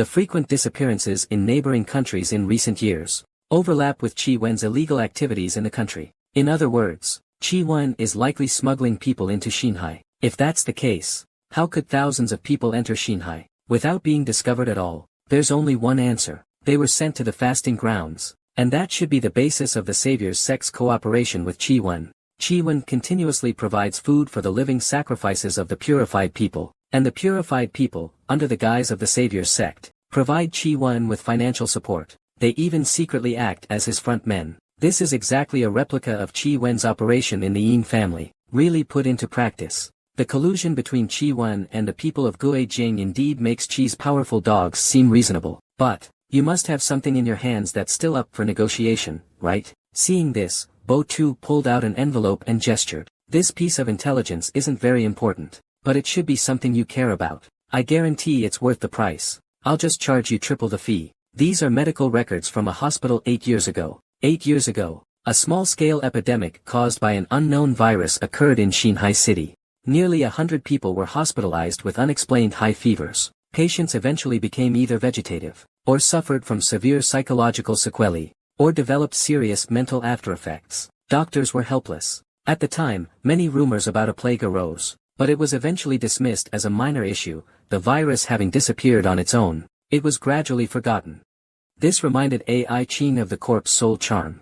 It seemed to be an incident caused by a virus that had been altered by hell. Many were the victims. The then new Sea Inspector actually didn't report it. It seems sending the trash to the border was still too lenient on him. 8 years ago was exactly the year Huai Corporation officially declared bankruptcy. These victims were all employees and affiliates of the Huai and Qi families. So Qi Wen was involved as well. The grand spectacle of the Huai family's downfall. Everything is connected. He lives in a billion-dollar ancestral mansion, but his pockets are cleaner than his face. You can only say his ancestors were wealthy. His great-grandfather, Huai Guang, was a rare fourth-stage transcendent. He made a fortune in the frontier and established the Huai family's wealth, but he made poor choices in friends, and ever since his departure, the Huai family has never produced a new achiever. With his death, the Huai family began to decline, and 8 years ago, when the Huai family's financial chain broke, the Yin family, which had been greatly supported by the Huai family, they actually added insult to injury,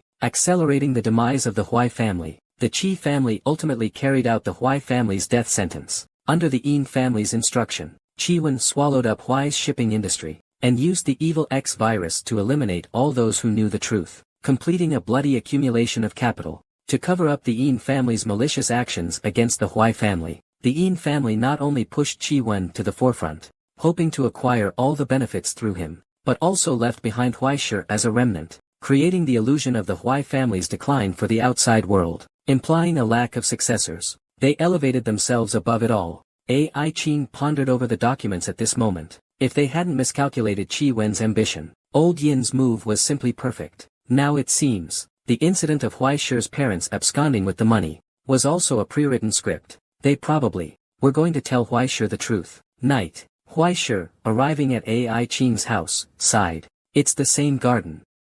But why does my house look so poor? Ai Qing said that she's the only official operator in Xinhai's astronomy team. So, she simply works from home. She must have saved quite a bit on office expenses. I really envy her. When he arrived at Ai Qing's office, he was momentarily stunned by Ai Qing's new look. A moment later, Ai Qing seemed to realize that Hui Shi had entered. Sorry about that. I was submitting a report on some leftover issues from my predecessor, but seeing that Hui Shi was still staring at her in a daze, she couldn't help but ask, "What's wrong?" That was when Hui Shi snapped out of it, chuckling and saying it was nothing. Probably didn't sleep well. This made Ai Qing silent for a while. She then said, "The bounty for the red glove has been issued. People with green eyes generally have bounties posted by astronomical societies and various countries. A total of $3,470,000 US.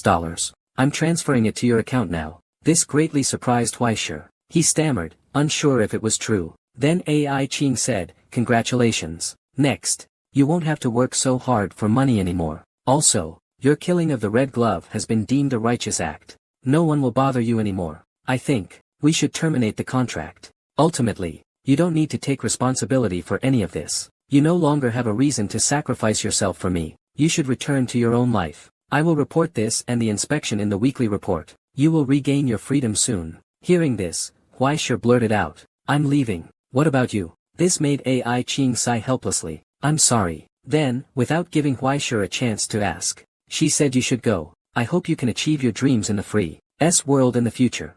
Seeing this, Hui Shi didn't say anything else. Just as he was about to close the door, he heard Ai Qing answering a phone call. "You said Qi Wen surrendered himself. Does he think he can just surrender like that?" When Ai Qing arrived at the Special Affairs Bureau, she saw Qi Wen leisurely drinking tea, and upon seeing her, Qi Wen exclaimed, "The family has fallen on hard times. It's been so long since we last met. I didn't expect that the first thing you'd see when we meet is my third uncle's embarrassment. I never imagined the person I raised with so much care, Qi Pei, would turn out to be such a worthless creature." Meanwhile, in the interrogation room, Qi Pei is still giving his account. 7 years ago, it was I who lured the Pi Hui Jun couple to embezzle funds and flee, and along the way, I killed them. I also planted the corpse soul call. I killed everyone in the Hui family who knew about it.